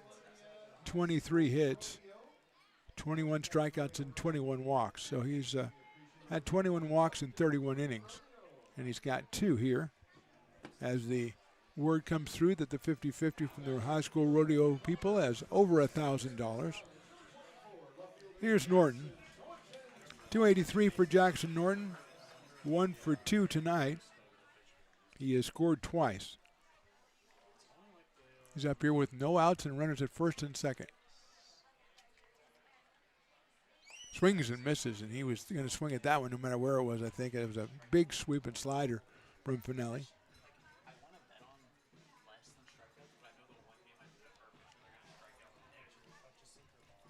So it's 0-1 on Jackson out of Sacramento, California. It's a little slow ground ball to third base. Going to have to go to first. That is Sanchez. You know, it'll be Rosenthal with a nice dig over at first, and Norton moves the runners up on the ground out. So with one out, second and third for Ethan Groves, who has a walk and a single today. He has scored twice. So Groves up here with a drawn-in infield for the Medford Rogues in the fifth inning as they're down 7-0. Ethan with an infield single back in the fourth and walked in the second. Those were against Forrest Zelmer, the starter for the Rogues. He fouls that one off. 0-1. Pinelli not throwing up there very hard, and it takes a little bit of time to adjust to that. As Zelmer at the top was at 88 or 89, although he used his off-speed very effectively too, but his top was in the high 80s. And Finelli not anywhere near that, at least so far. Trying to keep the Potters off balance, and here's the 0-1 coming to Ethan Groves. High fly ball center field. Deep enough. Belding will tag at third. Makes the catch, and they're going to throw to third. And he is safe at third, and the run scores. So they went to third. Belding scores on the sacrifice fly. Groves gets the RBI. And Cooper Smith makes it to third. The Potters put another run up on the board, 8-0. Here's Jordy Lopez, who has struck out, popped out, and had a two-run single. Pumping his team-leading RBI total up to 36.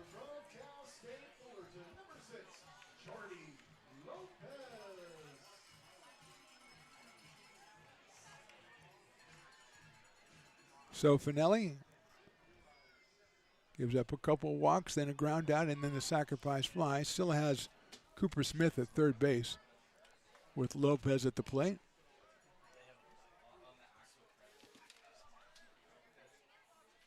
In the dirt, nice block by Thomas to keep that from going away. Cooper Smith, I think, probably would have scored on that if it bounced away. 1-0 on Jordy Lopez.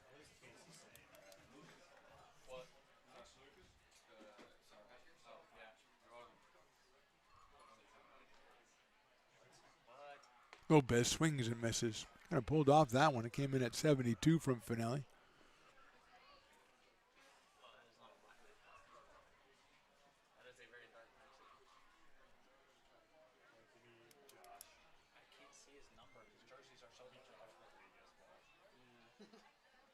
Lopez takes ball two. A little bit too low on that one.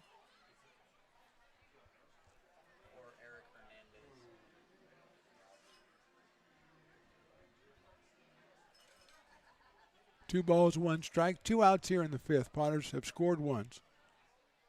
Lopez takes inside.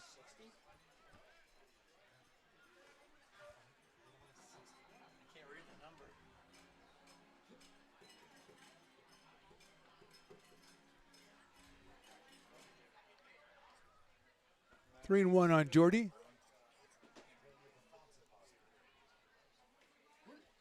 That one is in there for a strike.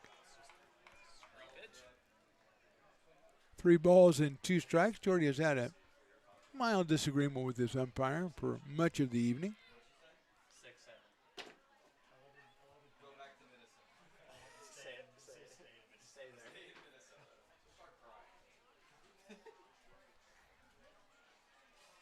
Look out, that's behind him, and he'll take the base on balls. So Lopez goes down to first, reaching for the second time today. His on-base percentage last game, I think we checked, was .585. And he was on 3 times in that game. So right around where he's at. He's at first. Cooper Smith's at third, and here's Ian Guanzon, who was flied to center, had a 2-run single, and popped out to first.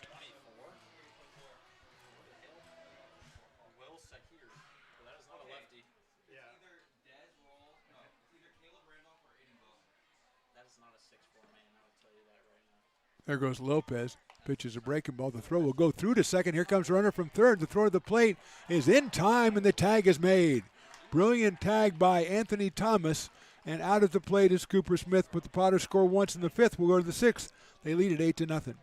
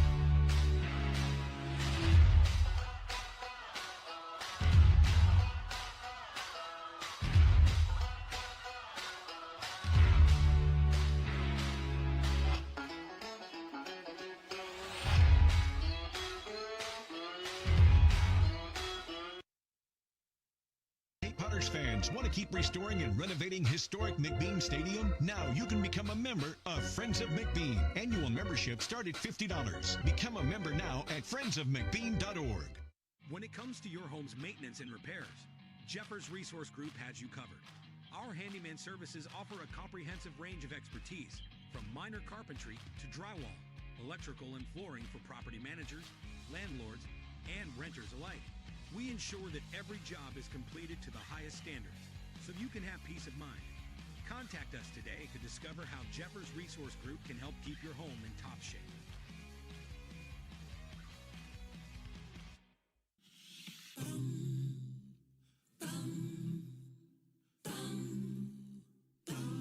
Hey, Potters fans, want to keep restoring and renovating historic McBean Stadium? Now you can become a member of Friends of McBean. Annual membership start at $50. Become a member now at friendsofmcbean.org. This job is the Esplanade at Turkey Creek. Top of inning number 6, Potters 8, Rogues nothing. Mark the Phantom Low along with Evan the Engineer bringing it to you. Daniel Berman's the first hitter. Dylan Schmidt is the new pitcher for the Potters. The right-hander out of Cal State San Marcos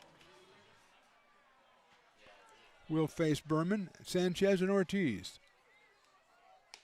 And he'll get ball one on the inside corner.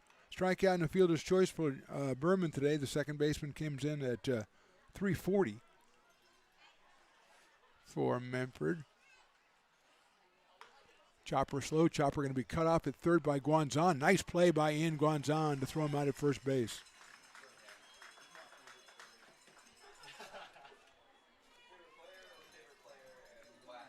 So one out, and here's Kian Sanchez, who's doubled and grounded out to first base. Big chopper, and that was after he hit a foul ball about 30 feet over the left field fence. But he's up here and ends up 1 out of 2, though, because that one doesn't count. Hit the big chopper. McGraw flipped it to Drew Brown, who finishes the night 5 innings, 4 hits, no runs, 3 strikeouts, 2 walks, and Sanchez takes a strike. Kian out of Stanislaus hitting .333, 2 home runs and 12 batted in. Originally from San Diego, California. Nice country down there. Takes outside on the fastball by Schmidt. Dealing with that sidewinder delivery. 82 seems a little bit faster as he comes all the way across his body. 1-1 on Sanchez. Chris Ortiz to follow.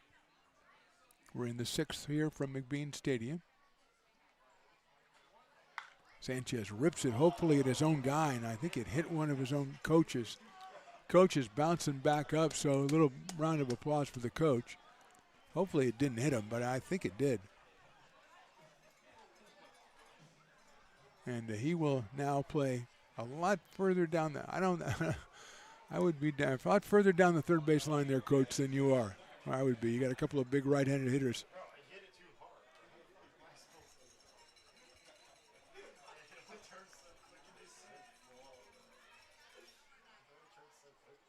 Look out, that's behind him, which is a ball, I feel comfortable saying. 2 balls and 2 strikes.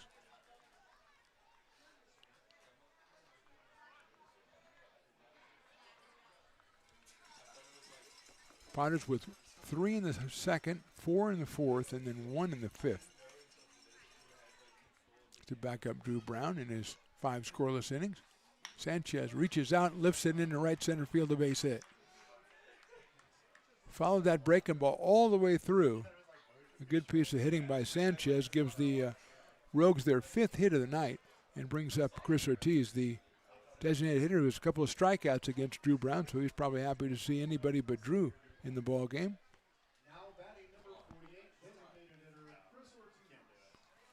He's followed by Jackson Rosenthal for the Medford Rogues, who are 23-9 on the year, 15-6 in PEL play. And the Potters, as we said, the way the schedule works out, there's a swing and a miss.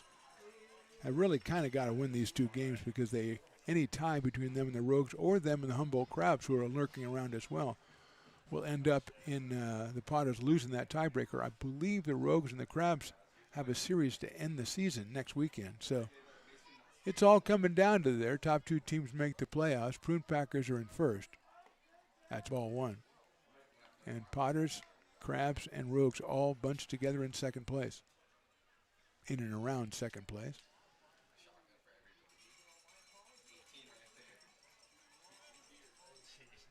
1-1 now on Ortiz. That's a good pitch on the corner for strike 2. Perfect pitch by Dylan Schmidt out of Cal State San Marcos and originally Roseville, California, right over there.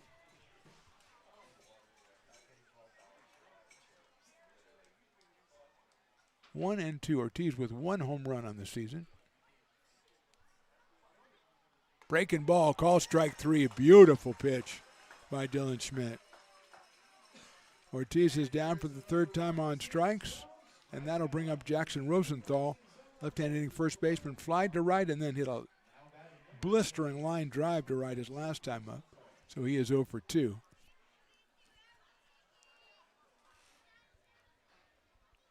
Out of Hawaii Pacific and Ashland, Oregon, is Jackson Rosenthal. 328 coming in with just a single home run. With the way he hit that ball in the last time he was up, I am surprised by that. Swings and misses at that one, though, so it's 0-1. Has 10 runs batted in for Medford.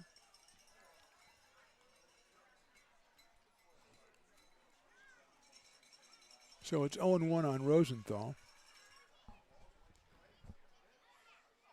That one misses outside the fastball. The throw down to first base. Ty McGraw catches it. I'll say that much, and that's all that needs to be said. 1-1 on Rosenthal. Big guy. That's 6'3", I think. Maybe taller. Cowboys and cowgirls walking around selling 50-50 for Cal State High School Rodeo outside. 2-1. They're doing a great job. And also, they're also engaging with the customers. I like that. I'm sure people have questions and stuff. Calf roping. Riding the bull. I guess that would be called bull riding. That is inside. Schmidt kind of tries to gauge that one and see where that missed. Just a little touch inside. So it's now 3-1. A hitter's count for Jackson Rosenthal. We're in the top of inning number 6 here from McBean Stadium in lovely Lincoln. That's outside, so Rosenthal gets the base on balls. 3rd walk issued by Potters pitching tonight, and they'll bring up Evan Saito, who was grounded to second and singled. And Nate Kujawski is going to go out and talk to Dylan Schmidt. As got the first strike on Rosenthal, then missed 2 pretty widely. Got a just off the inside corner for ball 3, then missed the ball 4. Saito out of Cal State Northridge in Torrance, California. A lot of mound meetings tonight. A lot of the umpires going out and saying, okay, break it up. Gives me a chance to look at my miniature snow globe that I got today. Potter's 10th season. Clay City, Lincoln Potter's snow globe. One thing I noticed, oh, there we go. Didn't get enough snow in there. The snow is orange and white. There we go. Really got to shake the snow globe up. It's my advice to you when you get your snow gloves. Shake it up, as the Cars would say. So here's Saito, 351 on the season, and a dozen runs batted in for Evan. He was out in center field for Medford when he's not up.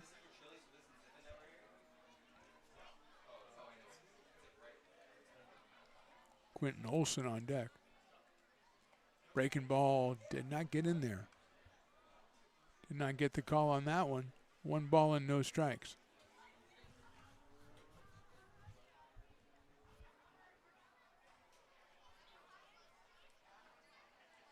Saito takes a strike. 1 ball, 1 strike on Evan. Outfield straight away, medium deep. Kind of a no doubles kind of situation. Breaking ball is fouled off. Had to wait for that one and spoiled it. So it's 1-2 now on Evan Saito.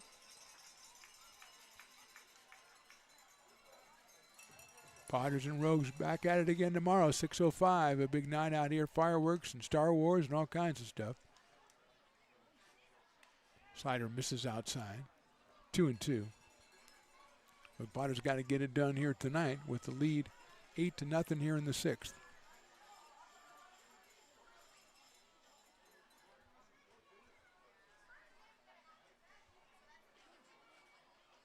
Two pitch misses down low, 3-2. So Saito pretty comfortable he's going to get something to hit here, 3-2. And a walk would load the bases for Quentin Olson. Single by Sanchez and a walk to Rosenthal so far for the Rogues here in the 6th. Grounder down to first. McGraw, what a play by McGraw. Flips it to the pitcher, got him at first. What a play, Ty McGraw. Really playing fine over at first base for the Potters. We go to the bottom of inning number 6. Potters 8, Rogues nothing.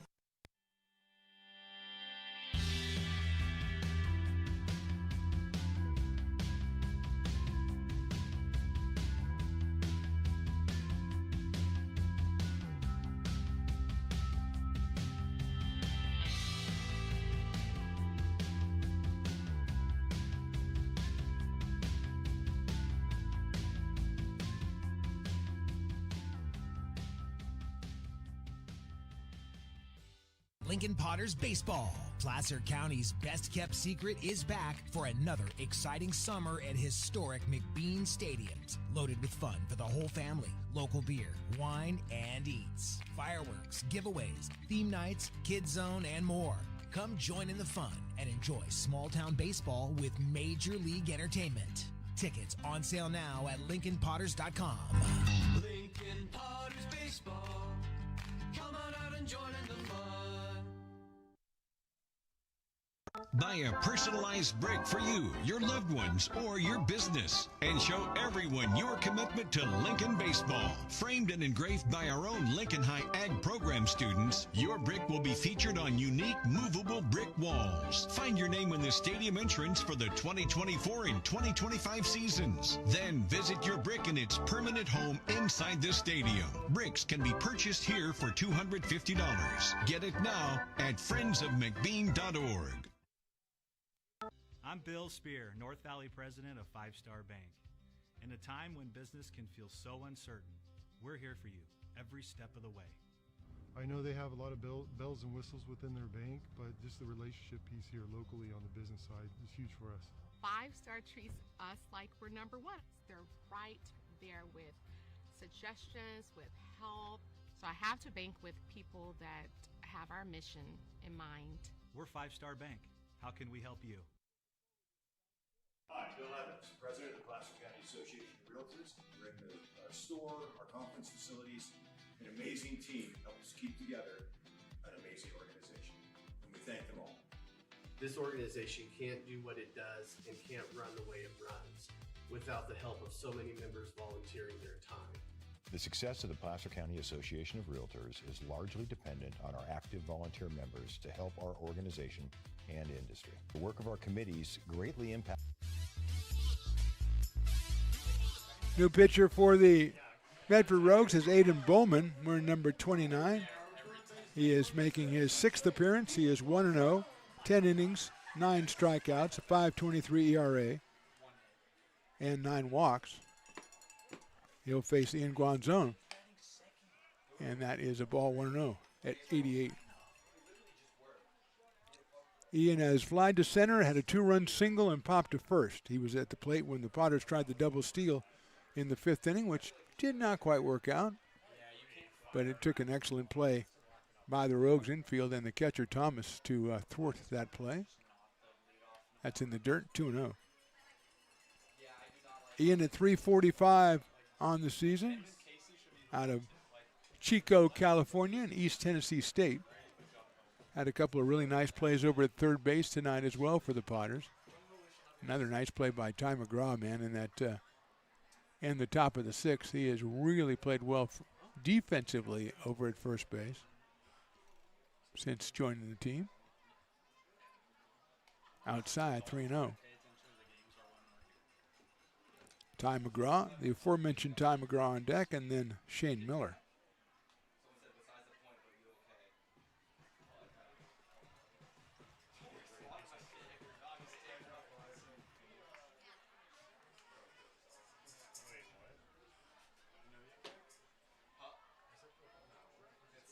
And that misses. Oh, no, that's a strike. 3-1. I'm pretty comfortable in saying that missed. But 3-1. Ty McGraw, then Shane Miller. We're in the bottom of the 6th inning. Third pitcher for the Rogues. Guanzon lifts one foul down the right field line, giving chase as Rosenthal, but he won't get there. Oh, that's right by the Brick and Barrel Backyard Bar and Grill. And that place is stacked right now. That's Party Central right over there. Because they stopped selling beer at the end of the 7th inning, so you got to get your best shot in now. So the count runs full on Ian. Zellmer went the first 4 innings, then Finelli, who gave up a run and walked 3 in his only inning.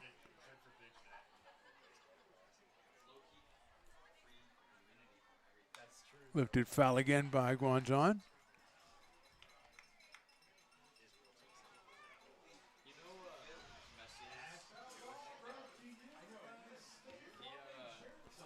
Next week, Potters will be playing at home on Wednesday and Thursday. That's the Prune Packers on Wednesday. The Mudcats are back on Thursday. Then the final home game of the regular season is the 25th on Saturday against the West Coast Kings. That is Fan Appreciation Night, so you want to come out on that night as well. Ian lines it into center field for a base hit. His second hit of the night. The Potters' 8th hit. And it'll bring up Ty McGraw, who walked, popped out to third, and hit a 2-run home run. His 8th home run of the summer. He now has 30 runs batted in. Oh, the bat boy has a sweet uniform on. I didn't know he was wearing the same jerseys and everything as everybody else, but he looks good. So here's Ty. Got Guanzon down at first base.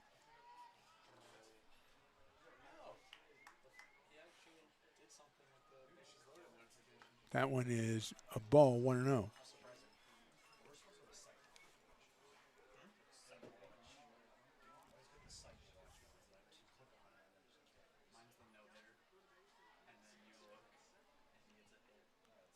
Ty out of Gardendale, Alabama, and Troy University, the Troy Trojans.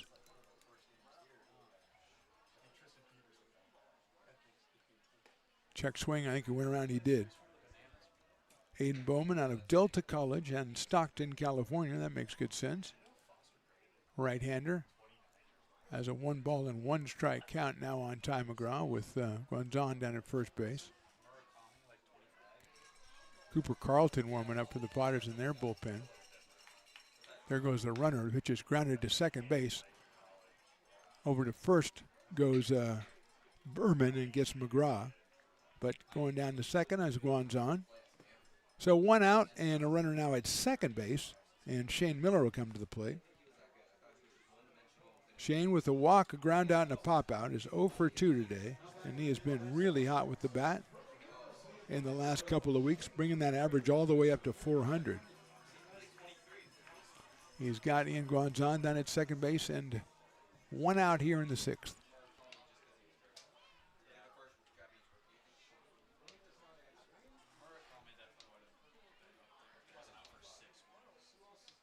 Miller takes outside. 80 miles an hour from Bowman. 1 ball and no strikes. Brady Dobson to follow. Potters have won 5 straight since being swept by these same Rogues from July 7th, 8th, and 9th up in Medford. Put together 3 over the Kings, then 2 over the Mudcats.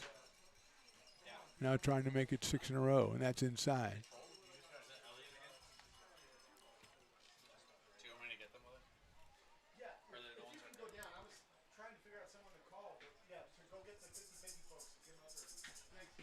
Two balls and no strikes.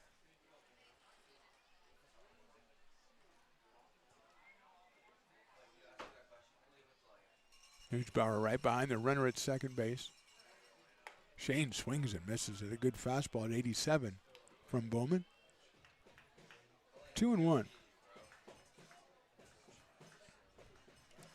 Rogues are managed by Kevin Olmstead in his second year. Potters have Eli Garcia in his second year.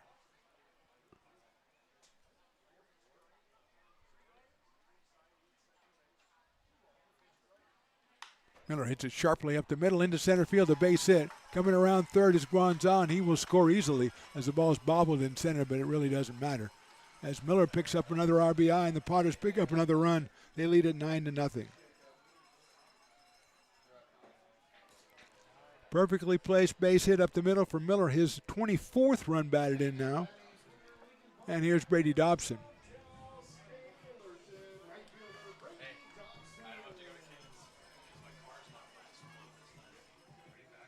Hit number 9 for the Potters.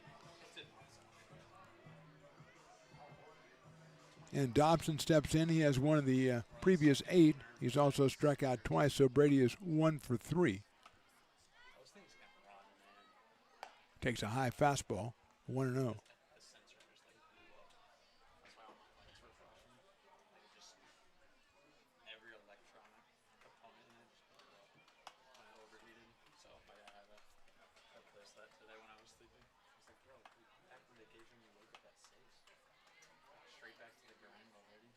Swing and a miss. Nice pitch by Bowman. Again, 87 miles an hour. Got the swing and a miss.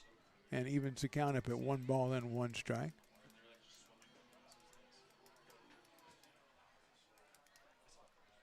Miller with a pretty good lead over at first base. No activity right now in the bullpen for the Rogues or the Potters. And pulled the string on that one, and Brady way ahead of it, 1-2. Mason Belding next. Just a bunch of left-handed hitters besides Guanzon and Jackson Norton in the lineup. 7 left-handers for the Potters. That's about par for the course for them this season. They just had a plethora of left-handed hitters, a lot of them with good power. Check swing, it's inside and low. 2-2. McGraw now has 8 home runs. Miller has 3 home runs. Belding with a home run. Lopez with a pair of home runs. Ethan Johnson, when he was here, had 1 or 2 home runs. There goes the runner, which is high. The throw to second base is on target and in time. Miller is out at second base. That's an excellent throw by Anthony Thomas. Don't know if I felt like the ball was there and the tag was applied, but that doesn't matter. So 2 outs. And Dobson with now a 3-ball, 2-strike count. As that one was a little bit too high. But Thomas again with a really nice throw down to second base. Dobson swings and misses. The Potters score once in the 6th. We'll go to the 7th. Potters 9, Rogues nothing.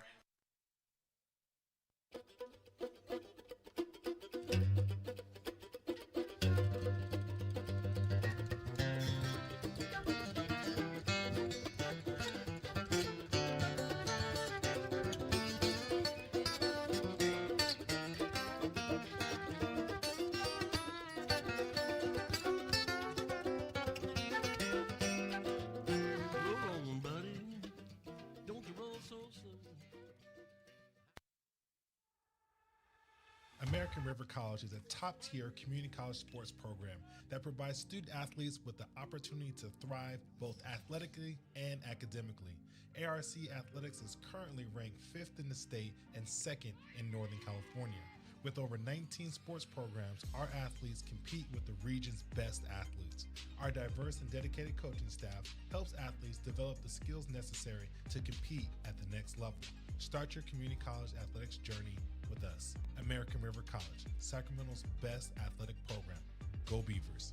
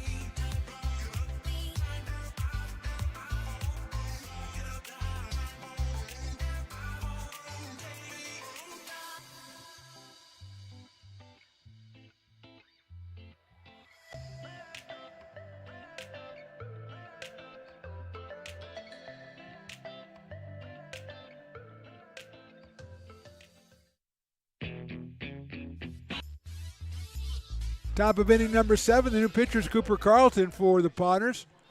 Young left-hander out of Rockland, California, is going to face Quentin Olson, who is your dog batter for the last time here in the 7th inning. Quentin Olson has walked and hit into a fielder's choice. Left-handed hitter against the left-handed pitcher Carlton. Outside for a ball. 1 ball and no strikes.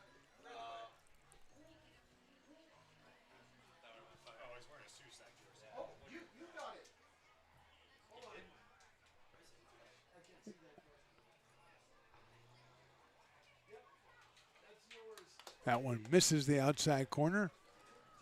Slider makes it 2-0.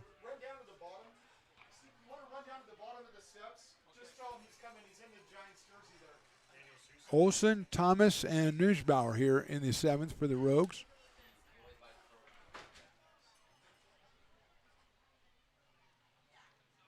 Swings and misses. Olson with our favorite hometown of the season, Scappoose, Oregon. SCAPPOOSE.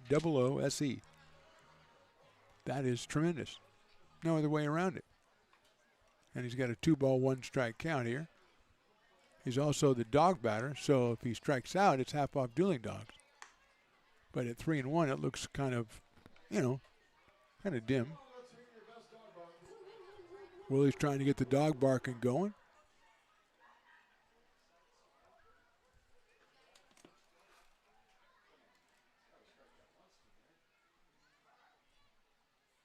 And that's ball 4. So Olson draws his 2nd walk of the night.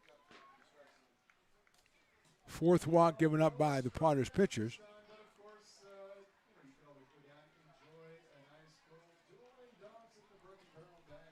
And that'll bring up Anthony Thomas. Actually, we won't bring up Anthony Thomas.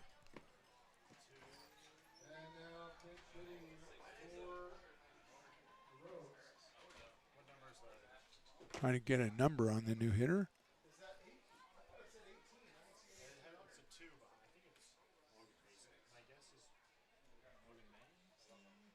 First pitch is in there for a strike. Number 12, that is Logan Macy. So Logan Macy is hitting for Thomas here in the 7th.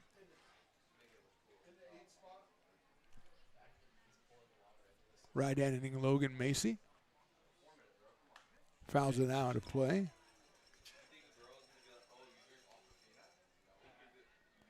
out of Cumberland's University. And from Culver, Oregon is Logan Macy.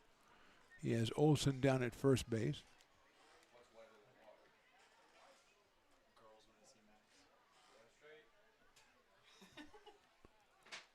That's in the dirt. Nice block by Mason Belding.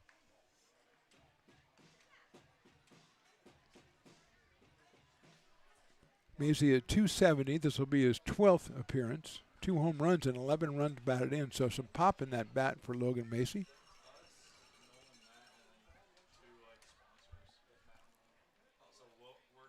And that is inside for a ball. 2-2. Just missing inside with that one was Cooper Carlton. Jaden Nuggebauer is the shortstop. He's on deck, number 9 hitter.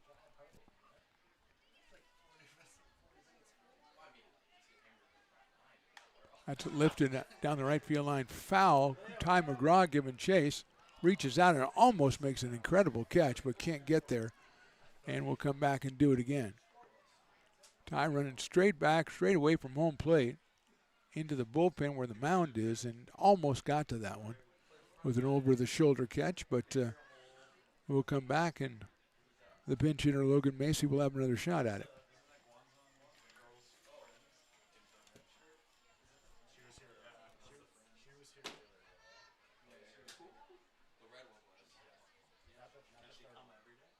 Here's Carlton. It's inside, 3-2.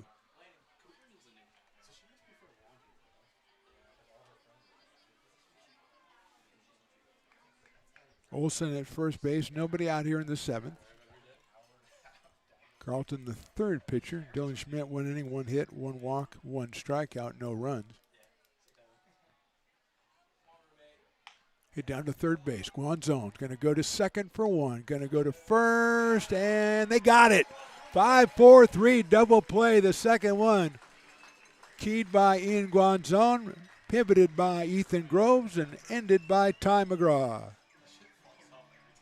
2 outs here in the 7th, and that'll bring up Jaden Nuggebauer. Good job by Groves out at 2nd base to turn that. Very close play at 1st base. And here's Nuggebauer, who is hit it to a fielder's choice and singled. So Jaden is 1 for 2. Up against the left-hander Cooper Carlton.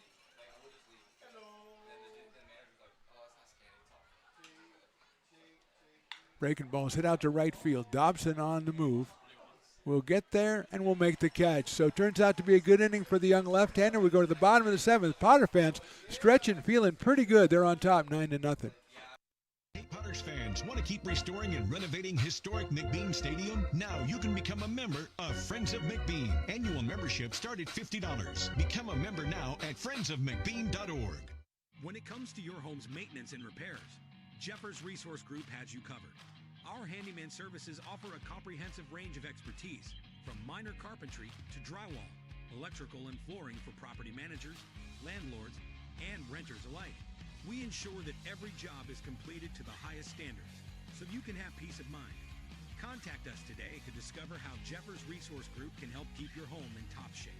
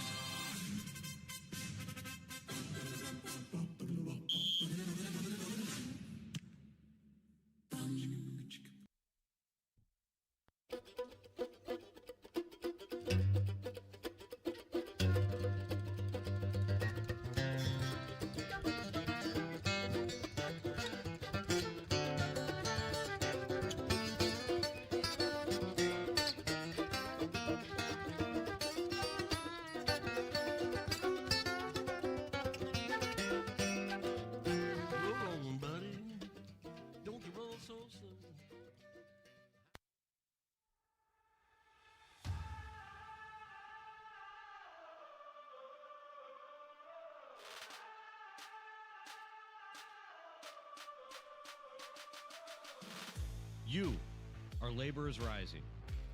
And now you understand where we came from, what solidarity means, and what we have ahead of us. No one's going to defend us but us. No one's going to help construction workers except us. And I can't wait to see you out there.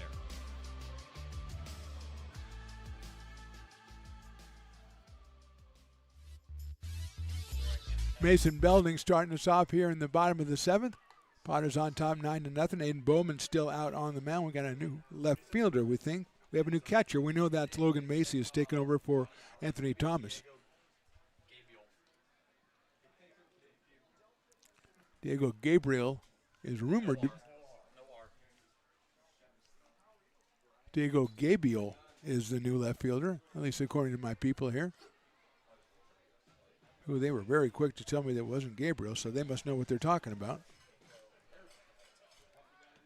Belding has struck out twice and walked. He scored once. Mason comes in at 258. Aiden Bowman, the third pitcher for the Medford Rogues. Forrest Zelmer started, went 4 innings, then Finelli an inning. Bowman on his second inning right now as that one bounces off the catcher's glove and goes back to the backstop, 3-0.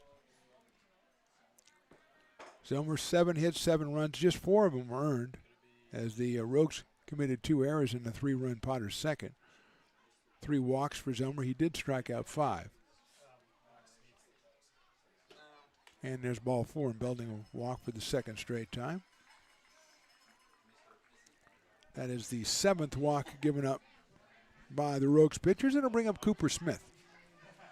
Smith singled back in the second, fly to left in the third, and then walked in the 5th.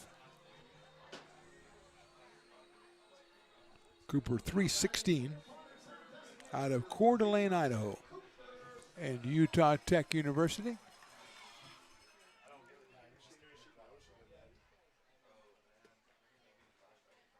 That one sails high, 1-0. Rogues are getting somewhat up in the bullpen right now. They're in the middle of a pretty long road trip. I think they came down and they played the Prune Packers already. They played the Mudcats. They have 2 here, and I think they have there's a high fly ball hit very well to center field. Saito goes back, and he'll make the catch right in front of the batter's eye out in center field. As Smith gave that one a ride. 375 feet to center field.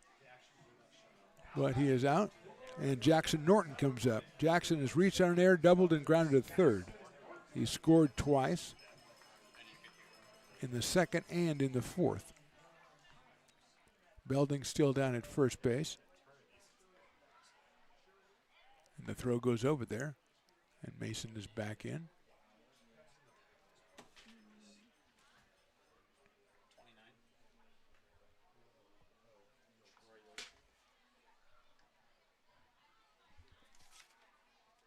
That one's too high to Jackson. Troy Yeltsin throwing, the right-hander, down in the Potters bullpen. We had Brown for 5. Then we had Schmidt for 1, and Carlton, we think, for 1.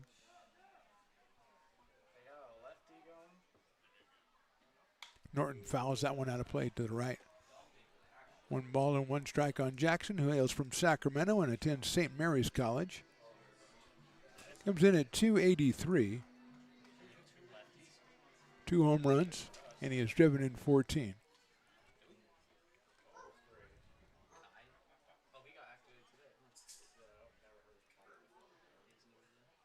Swings and misses at a good fastball at 86. 1 ball and 2 strikes. 1 out here and 1 on in the 7th. Potters on top 9-0. 2 teams will conclude this 2-game stand tomorrow at 6:05. Star Wars night, fireworks night. In the dirt, gets away from Macy. A wild pitch will allow Belding to get down to second base. Put him in scoring position for Jackson Norton. It's 2 balls and 2 strikes now on Jackson. Ethan Groves on deck. Ethan's been in the middle of it today. Scored a couple of runs, has an RBI. And the wheelman on a couple of double plays. 2-2 coming up to Jackson Norton. Outside, ball 3. Norton follows that one all the way into the catcher's glove and stays alive with a full count at 3-2.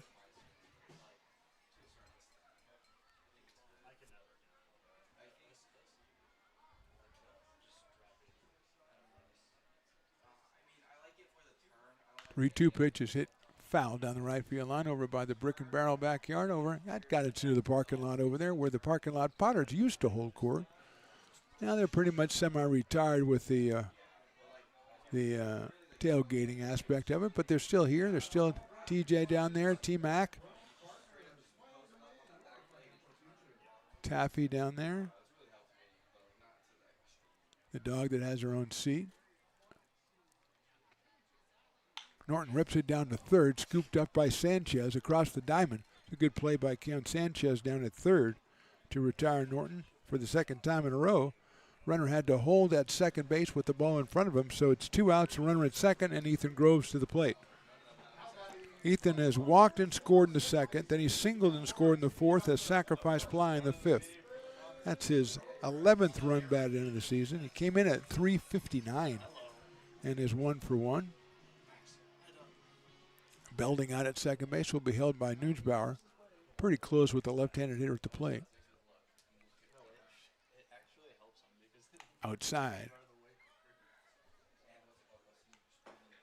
So activity in both pens here in the 7th inning.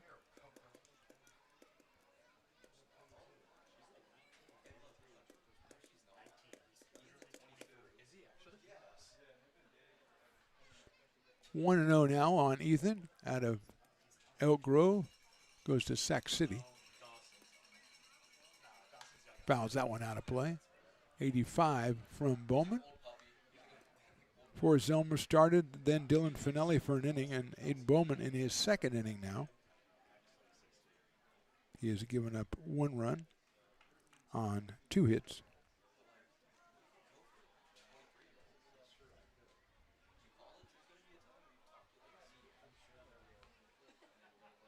Groves thought about it, should have done it. It's a strike, 1-2. Had the twitch there and didn't go around. Jordy Lopez waits on deck, the top of the order.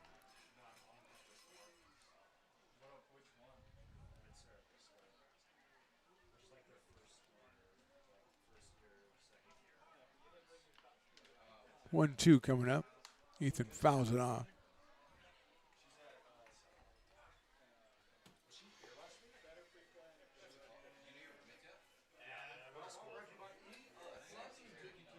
So it's 1-2 on Ethan.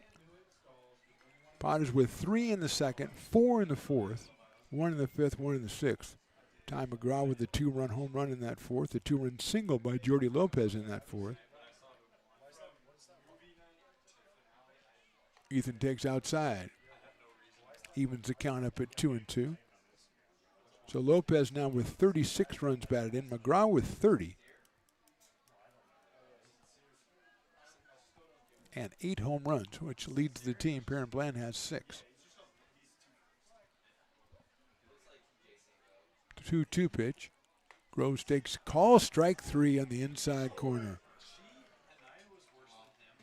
No runs for the Potters in the 7th. We'll go to the 8th. They lead at 9-0. American River College is a top-tier community college sports program that provides student athletes with the opportunity to thrive both athletically and academically. ARC Athletics is currently ranked 5th in the state and 2nd in Northern California. With over 19 sports programs, our athletes compete with the region's best athletes. Our diverse and dedicated coaching staff helps athletes develop the skills necessary to compete at the next level. Start your community college athletics journey with us. American River College, Sacramento's best athletic program. Go Beavers.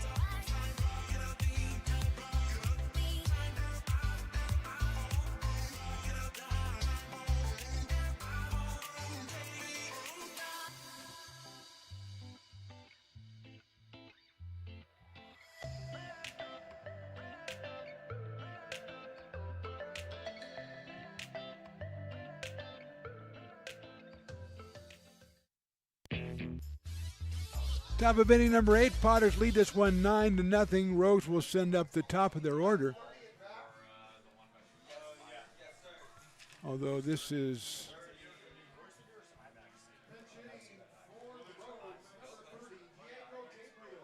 so it is Gabriel who's batting for in the Walsh spot. He came on defense. Troy Yeltsin delivers the pitch in. It swung on and missed.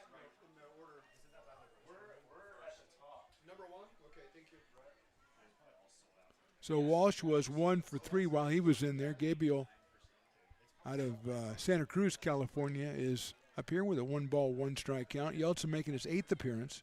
No wins or losses, 8 innings pitched, 4 strikeouts, 3 earned runs, and 4 walks. That's strike 2. Nice pitch right there at 89. Troy out of Rockland, California, and Sierra College is the 4th pitcher of the night for the Lincoln Potters. He'll face Gabriel, then Berman and Sanchez. Scheduled the next 2 for the Rogues. Hit high and deep, and I think foul to right field. That ball was hit very, very well. Diego teed off on that one. He is in the transfer portal, 6'2", 200 pounds, so a big guy. And the current left fielder for the Rogues. Swing and a miss, off-speed pitch. Yeltsin gets the strikeout. So the loud foul then comes back with the off-speed, gets the strikeout. Just the 5th strikeout for Potters pitchers. It haven't been a strikeout night. They've had a couple of double plays. And here is Daniel Berman, Berman. Berman is struck out into a fielder's choice and grounded to third, so he is 0 for 3 tonight. Came in with a .340 average and takes a strike. Out of Cal State Northridge, originally Tracy, California for Daniel Berman.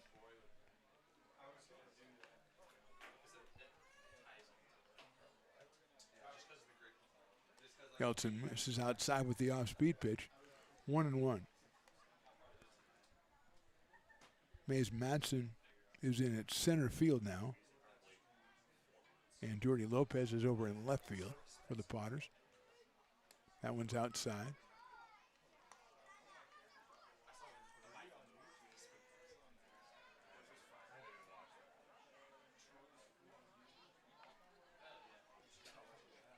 2-1 now on Berman. Swing and a miss at the fastball, which is again right around 88, 89 for Troy. Hopefully enough people tried the Fat Cat chili cheese dogs tonight, made with homemade chili from Molly down there. She does a wonderful job. 2-2 pitch, call, strike 3. And congratulations to Becky from Papa's Coffee Company. We had the great gender reveal in the first inning as Ty McGraw came up to the plate, swinging the blue bat, swinging the pink bat. Ended up with the pink bat, so she's having a gal. So Bo Blake is the pinch hitter out of Delta College, hitting for Sanchez.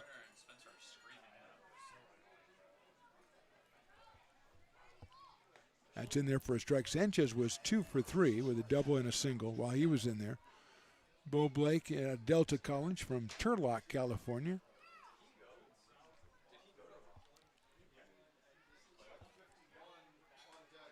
That's down low for a ball.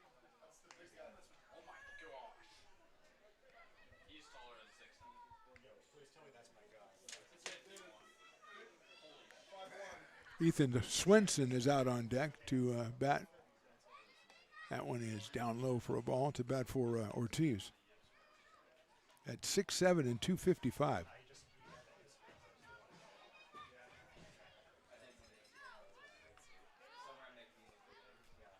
Two and one on Blake here in the top of the 8th inning. That's inside, just barely missed him. 3-1. Drew Brown started, went 5 innings, gave up 4 hits and no runs. Then Schmidt for an inning, Cooper Carlton for an inning, and now Yeltsin.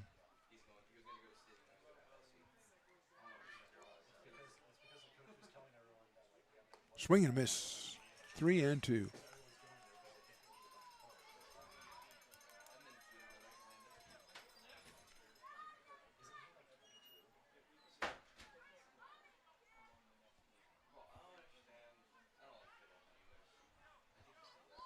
Three-two pitch. Fouled off down the right field line, and staying alive is the pinch hitter, Bo Blake.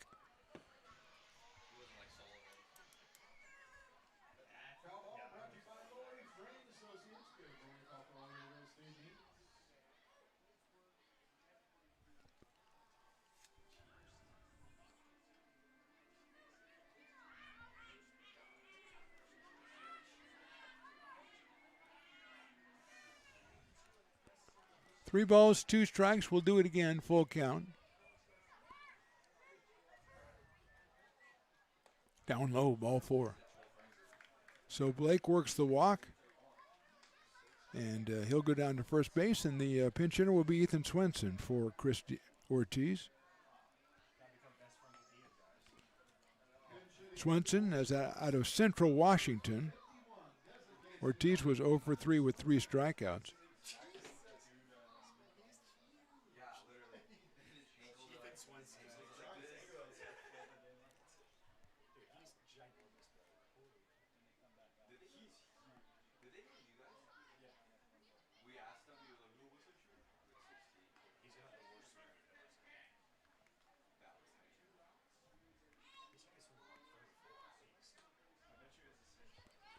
So Swenson stands in here against Yeltsin.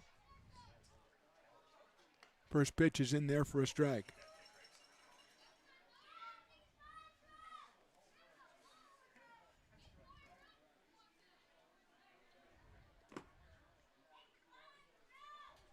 Oh and 1 on Ethan. Short lead at first base. That one's hit sharply into the hole in the left field, a base hit. So Swenson comes up here and wraps the base hit to left field. First and second with 2 outs, and Jackson Rosenthal is next. 6th hit tonight for the Medford Rogues. And here's Jackson Rosenthal, who has flied to right, lined to right, and walked. So a 2-out walk to Blake, then a base hit by the pinch hitter Swenson. And Rosenthal up here, 328 coming in. 108 miles an hour off the bat. Good note there, Evan. That was smoked. The old smoked grounder. The old smoked grounder. Rosenthal puts it high up in the air to center field. Madsen coming over. And he will make the catch for the 3rd out. So a good inning for Yeltsin. Will go to the bottom of the 8th. Potters lead at 9-0.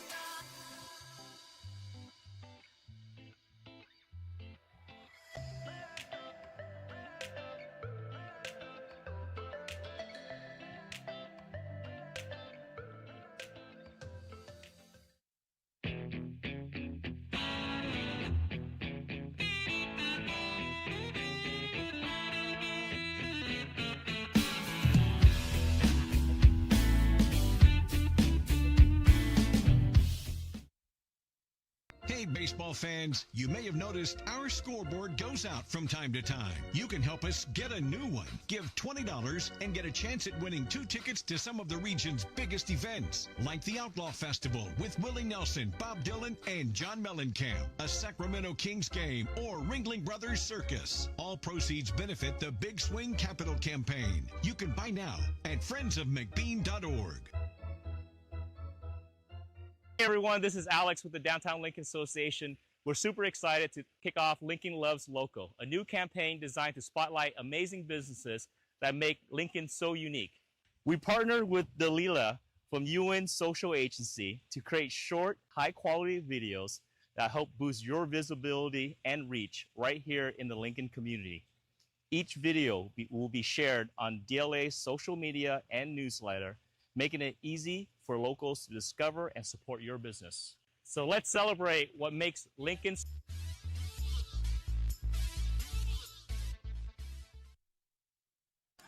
Bottom of the 8th inning, our new pitcher is number 21, Des Rawls, for the Medford Rogues out of Lassen College, making his 8th appearance, 6 1/3 innings. He has struck out 10. He has walked 11, so there you go. And he'll be pitching to Jordy Lopez, who is now the left fielder for the Potters, as Madsen came in center field. Jordy has walked, singled in 2 runs, struck out, and popped out. So a 1 for 3 night so far for Jordy Lopez. Jackson Norton was 1 for 4 with 2 runs scored while he was in there. Madsen will take his place in case that spot comes up, which is the number 8 spot in the inning. It's Lopez, it's Guanzon, and it's Ty McGraw.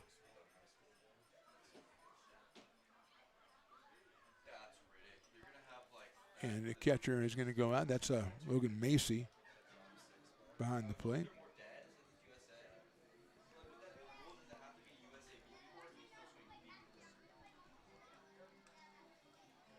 And everybody seems to be on the same page, and we'll try it right now and do it again. With Lopez stepping in at .458 on the season for Jordy. High and inside.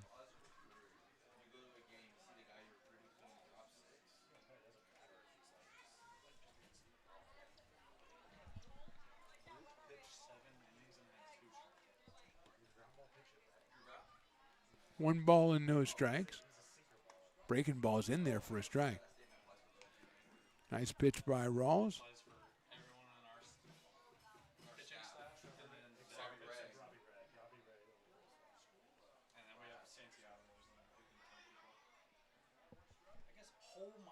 That is down low for a ball, 2-1. Prune Packers beat the Giants today 16-1. Kings lead the Crabs 8-7 in the bottom of the 7th inning. So the West Coast Kings battling with the Humboldt Crabs. Lopez pops it up, short center field. The shortstop, Nuggebauer, goes out. He sticks with it and he makes the catch.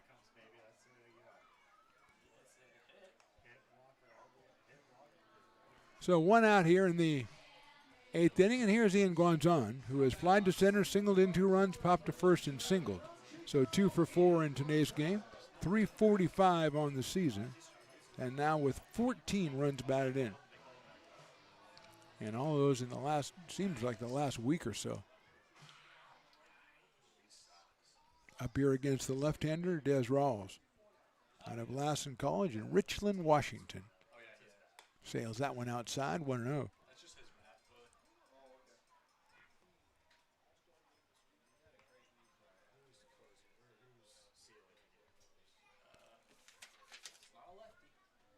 One ball and no strikes. Here it is. That is, oh, that got the umpire. Oh, man. You don't usually see the umpire's mask fall off. That's not good. Let's take a little break here and make sure everybody's fine. As coaches come out, trainer comes out, other umpires come out. Logan Macy goes out to talk to his pitcher. Everybody just taking, it's like take a knee in the old-time soccer, kids' soccer games, take a knee. Umpires are tough like catchers, though. And Evan, again, Evan the engineer takes you in the middle of every meeting that's ever happened on the baseball field.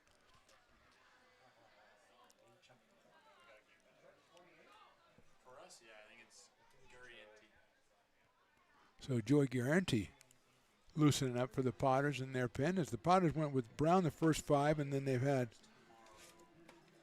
Schmidt, Carlton, and Yeltsin.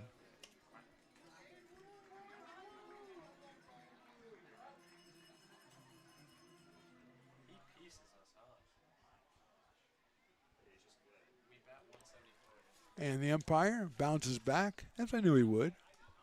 Just don't do it again. That's probably what he said. I don't want that to happen again. Pitch was a ball. Guanzon takes a strike. 84 from Rawls. Right on the inside corner. Perfect location from the left-hander.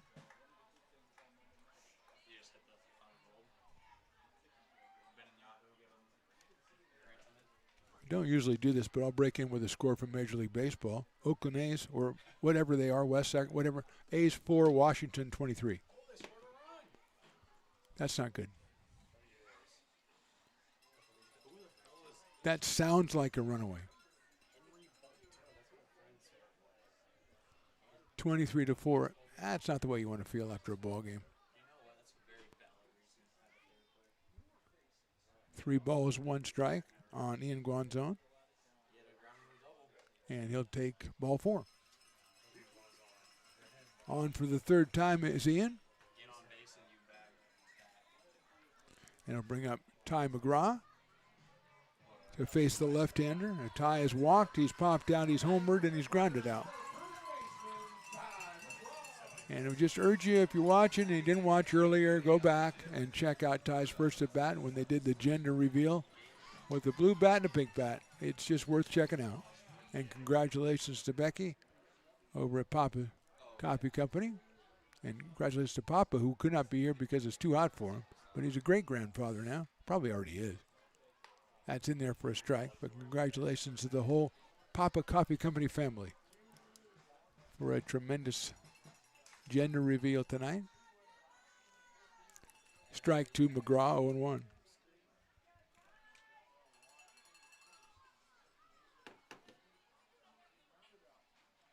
Breaking ball misses outside and high.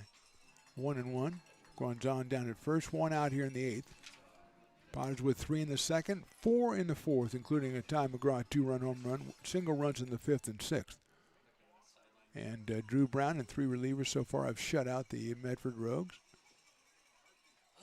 McGraw takes down low. 2-1. 4th pitcher is Des Rawls for the Medford Rogues. It was Zelmer for the first 4, then Finelli for an inning, Bowman for 2, and now Rawls. Outside with that one. 3-1. Shane Miller scheduled next for the Potters. Shane with a nice RBI single his last time up, back in the 6th inning. Ty got a good one and he fouled it back to the screen. 3-2. 84 miles an hour. Right down the chute. McGraw pulls the trigger, but too late. And it's 3-2.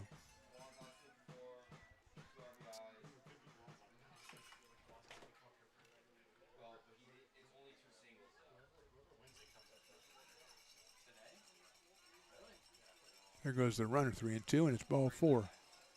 And McGraw goes down to first base. So a couple of walks here after the first batter was out in the 8th. And it'll bring up Shane Miller. He walked, grounded out, popped out, and had an RBI single. His 24th run batted in the season. Out of Gilbert, Arizona, and New Mexico, University of New Mexico.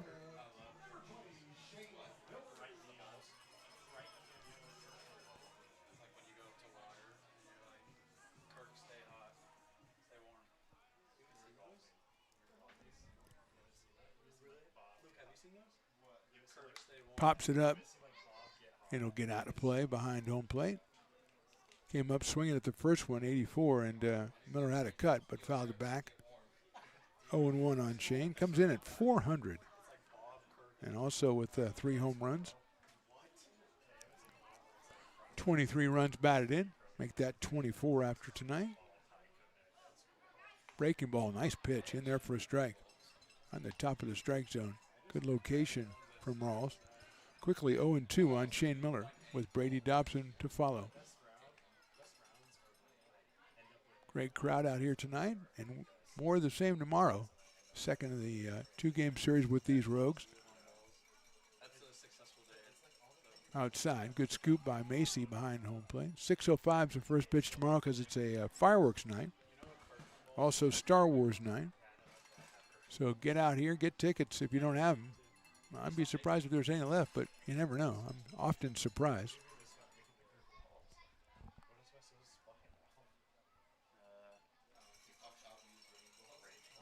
Miller fouls that one back to the screen, inside fastball. Got enough on it to spoil it. He'll get another chance at 1-2.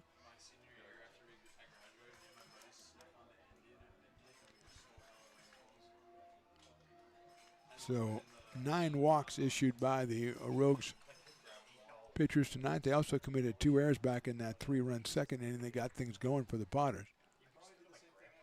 Miller pops that one out of play. That was a fastball in on the hands that he managed to muscle out of here.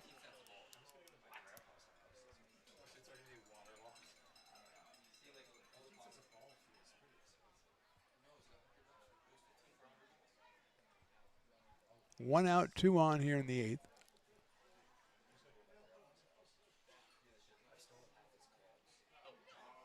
Breaking ball misses inside and high.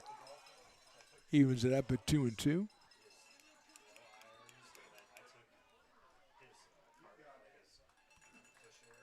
Tomorrow is Star Wars night, but next Saturday also a special night. It's Fan Appreciation Night. Talked about the Daniel Susak Rising Star trading cards. I guess Willie was saying something about, as Miller takes high again, that there's 25 of the cards that are going to be passed out or autographed by Daniel Susak himself. So that's kind of an added bonus there. Although bonus is already added, but still. That's another wrinkle in it.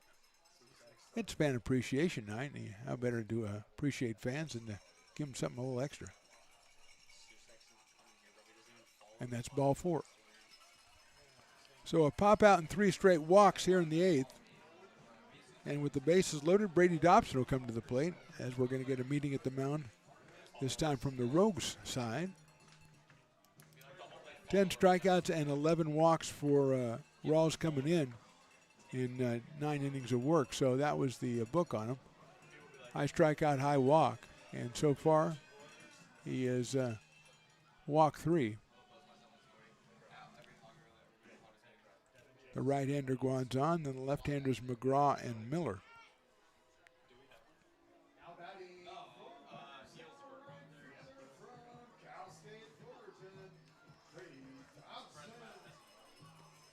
So here's Dobson, who struck out 3 times and singled, so that makes him 1 for 4. He has a home run and 14 batted in. Had 4 hits on Wednesday night against the Mudcats.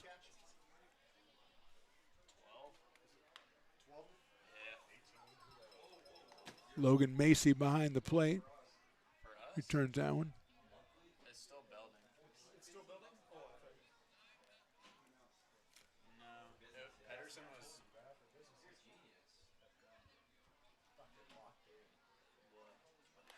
Check swing and goes back to the backstop. So quickly 0-2.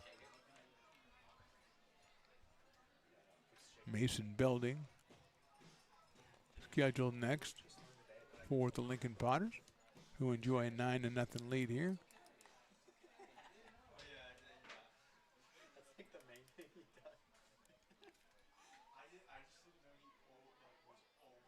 Fouled back to the screen, so he spoils that slider. And it'll stay 0-2. We're going to try to do a player of the game interview up here in the booth after this game. We haven't done one all season, but Willie Preston says he really likes him. So we're going to try to do one here with Evan the engineer, doing a bunch of extra work just to make it happen. So hopefully it'll come off. And we'll do that right after this one's over, assuming the Potters maintain the lead. Dobson swings and misses.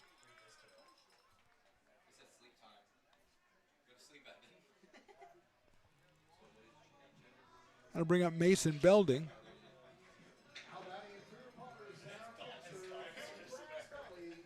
Belding has struck out twice and walked twice.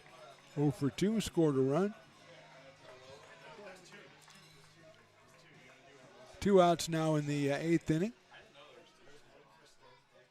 Cooper Smith on deck, and bases are still loaded.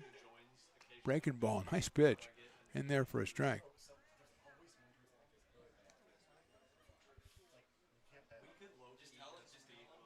0-1 on Mason, who does have a home run.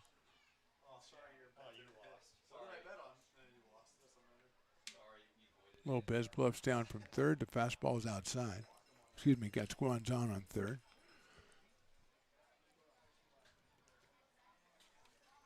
One to one now on Mason from Del Oro High School. Comes out of Grass Valley, California. Headed to LSU. Swings and misses off speed pitch by Rawls. 1-2.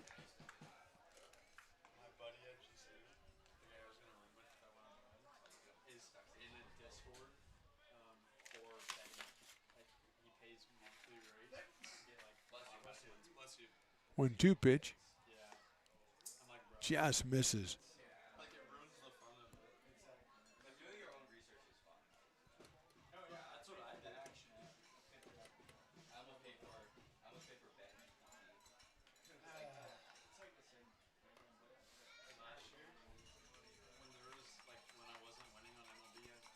Two pitch. Outside.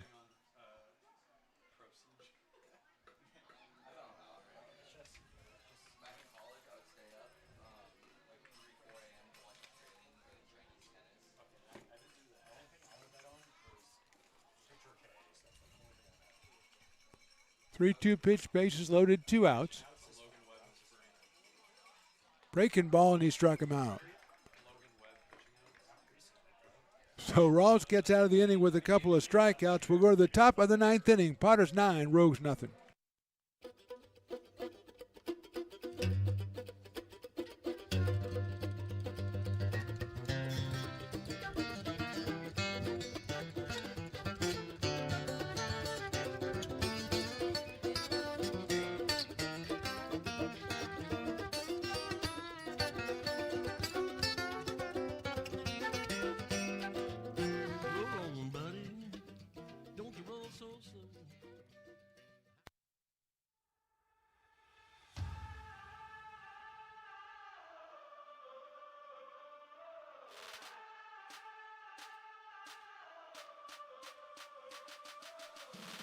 You are laborers rising.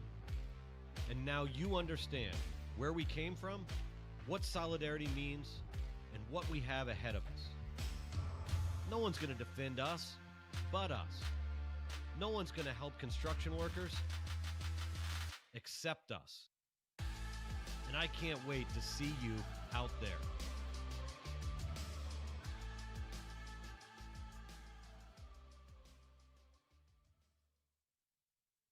American River College is a top-tier community college sports program that provides student athletes with the opportunity to thrive both athletically and academically.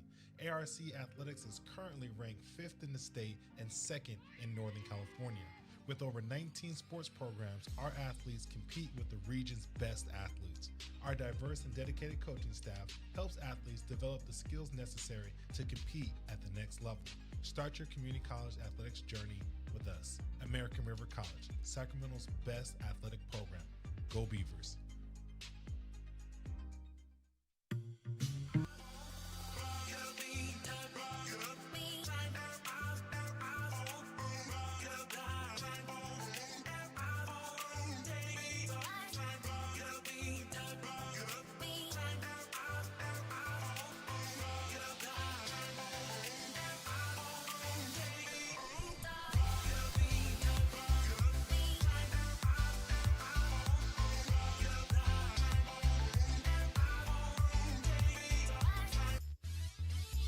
Top of inning number 9. Potters on top by 9. Joe Garrienti, the new pitcher out of American River College and I believe William Jessup University. He is in here to face Evan Saito, who has a hit and a couple of ground outs. That is a strike. 0-1. Quentin Olson would be next, and then Logan Macy for the Rogues.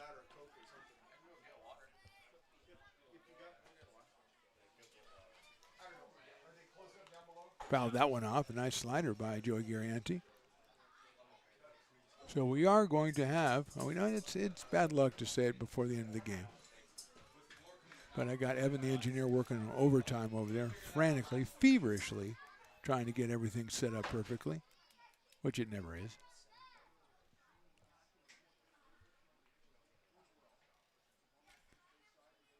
Joey, fastball high and inside at 86.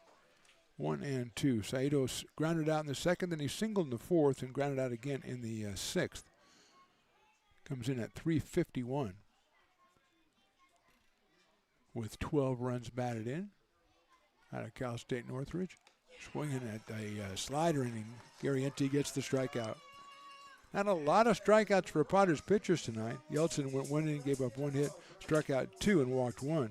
So that's strikeout number 7 for the Potters tonight. And that'll bring up Quentin Olson, who was walked twice and hit into a fielder's choice.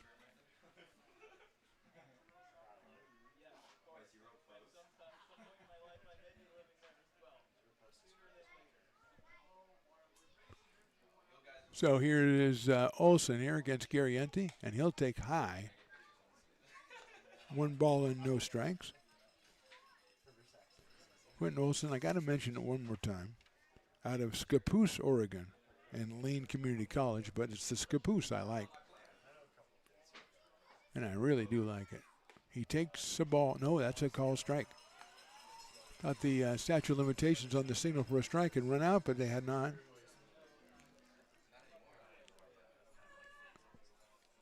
So it's 1-1 on Quentin. He's in right field for the Rogues. Breaking ball swung on, fouled into the catcher's glove, so it's 1-2.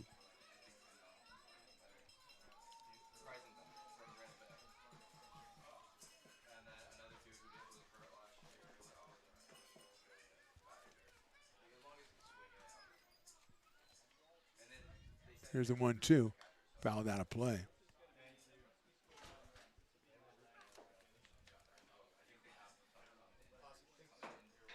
Still 1 ball and 2 strikes.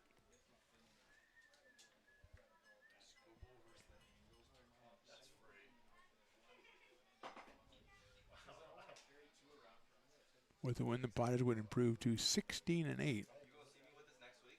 Swing and a miss. Olson down on strikes.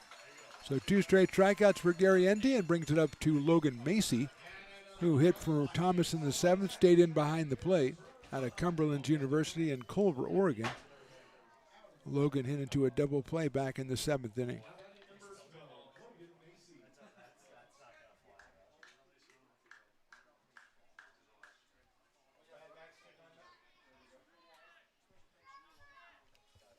So here's Macy with 2 outs here in the 9th.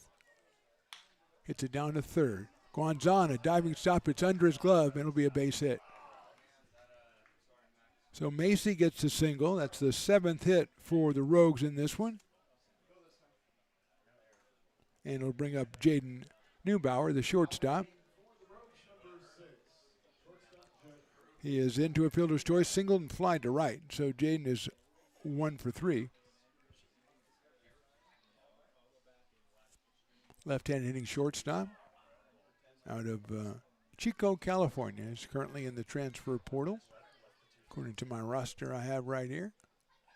Inside and low, 1 ball and no strikes. Mason Belding behind the plate for the Potters. Guanzon, Miller, Groves, and McGraw in the infield. The Lopez in left, Mays in center, or Madsen in center, and Dobson in right.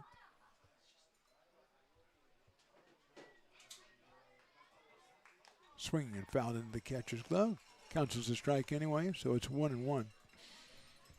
Garrienti starting top and right about 86 tonight, and it looks like it has a little snap on it.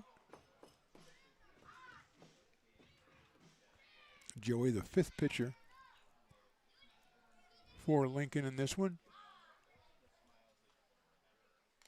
That's fouled back. Brown, Schmidt, Carlton, Yeltsin, and now Garrienti. And 1 ball and 2 strikes. And is the last strike guy on the job, or what is he doing? There he is. There he is. Okay, all right. Now we got something going. Now this is a Friday night. Get the crowd going. 1 ball and 2 strikes. Garrienti delivers. Breaking ball swung on and fouled at the plate. Pops out of the glove of Mason Belding. So let's see if we can get it back. Let's go. Do it again. There he goes. Now he's got it. Okay. All right. Just got to have a little bit of just go back. Run it back. Run it back. Run it back. Run it back. Then he stopped yelling. There are some kids who are taking it a little too far. I will agree. That is a great-looking pitch, which is a ball. Macy steals second as no one was paying any attention to him. So he goes, as long as I'm here, I might as well take second. And he did. 2-2 now on Neubauer.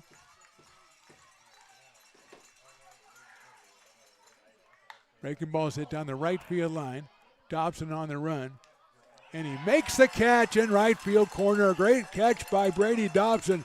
And that secures the shutout for the Potters. So our final score, the Lincoln Potters 9, the Medford Rogues nothing. We're going to come back with a little post game with our play of the game. Our starting pitcher, the winning pitcher, Mr. Drew Brown. Hopefully Mr. Drew Brown will be joining us after this short break. Potters win. Potters win. Lincoln provides all the charm of a small town, yet still provides access to excellent local medical care.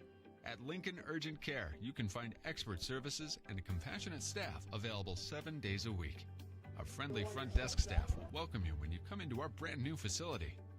Your wait time will be minimal at our walk-in clinic, unlike the emergency room. From broken bones and lacerations to allergies, flu shots, and illnesses, we treat a variety of urgent medical conditions.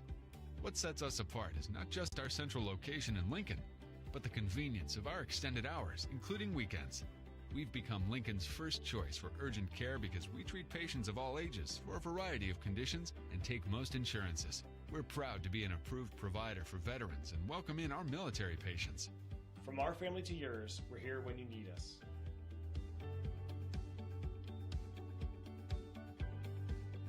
Hey, baseball fans, you may have noticed our scoreboard goes out from time to time. You can help us get a new one. Give $20 and get a chance at winning 2 tickets to some of the region's biggest events, like the Outlaw Festival with Willie Nelson, Bob Dylan, and John Mellencamp, a Sacramento Kings game, or Ringling Brothers Circus. All proceeds benefit the Big Swing Capital Campaign. You can buy now at friendsofmcbean.org.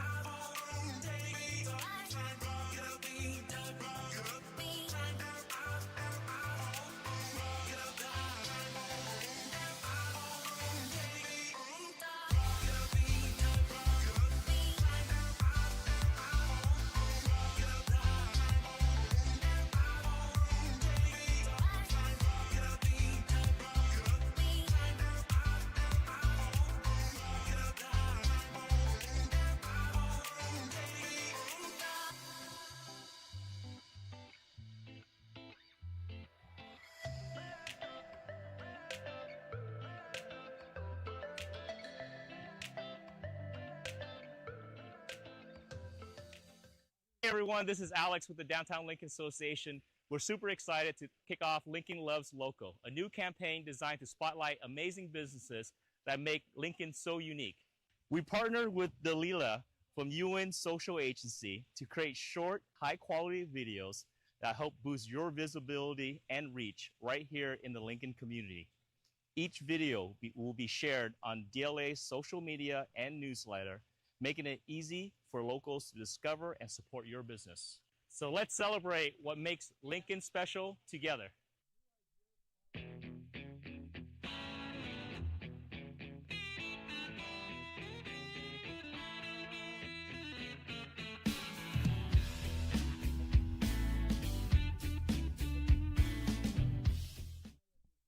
Here in Michigan, we do more than just survive the winter. We thrive during it. You simply can't keep us away. Gooseport Public House. We have sports on 10 big screen TVs, 23 beer taps with classics and crafts, a full bar with creative craft mixed drinks, live music, and most importantly, great fresh food. In downtown Roseville off Vernon Street. only 15 minutes from the ballpark. See ya at Gooseport. Hey, baseball fans, you may have noticed our scoreboard goes out from time to time. You can help us get a new one. Give $20 and get a chance at winning 2 tickets to some of the region's biggest events, like the Outlaw Festival with Willie Nelson, Bob Dylan, and John Mellencamp, a Sacramento Kings game, or Ringling Brothers Circus. All proceeds benefit the Big Swing Capital Campaign. You can buy now at friendsofmcbean.org. Buy a personalized brick for you, your loved ones, or your business, and show everyone your commitment to Lincoln baseball. Framed and engraved by our own Lincoln High Ag program students, your brick will be featured on unique movable brick walls. Find your name in the stadium entrance for the 2024 and 2025 seasons. Then visit your brick in its permanent home inside the stadium. Bricks can be purchased here for $250. Get it now at friendsofmcbean.org. And here we are post-game with the Potters post-game. We got our player of the game, Drew Brown. And Drew, first of all, thanks for joining us. Appreciate it. Yeah, thanks for having me. Secondly, the news broke since we talked to you last. Fresno State, pretty exciting, huh? Yes, sir. How did that come about? Last week I threw pretty well in front of their coaches and went out there Tuesday and just committed out there on the spot. Yeah, you've been kind of under the gun. You've been one of our 2 aces, you and Justin, basically the entire season, and you've had to come out in some high-pressure games lately, and you've been up to the task. Tonight is why you're player of the game, obviously, 5 innings. Didn't strike out as many as you usually do, but, you had everything under control. So Ray tells me he told you the other day, he said, I'm going to need you on Friday, and you guaranteed him you'd be here. So what was it like? Yes, sir. Today was tough.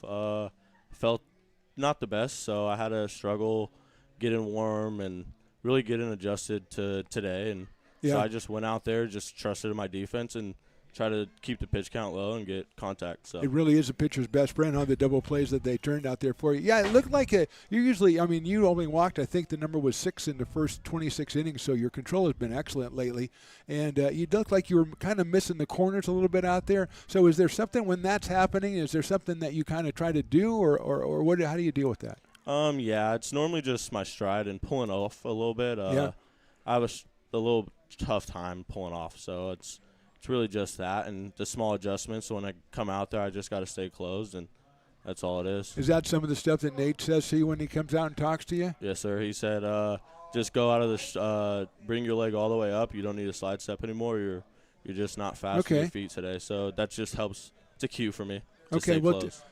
We talked about you being one of the aces, you and Justin. Tell me how, when you came into the season, first of all, it's unusual for pitchers like you and Justin to stay with the team the entire season, so that's great for all of us fans.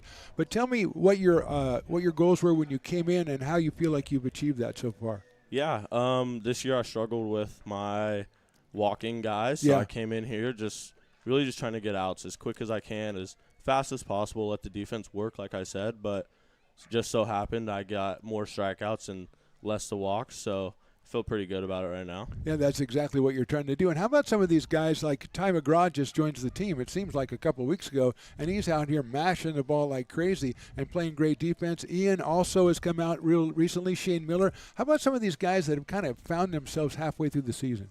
Yeah, they really are playing tough. They play every day.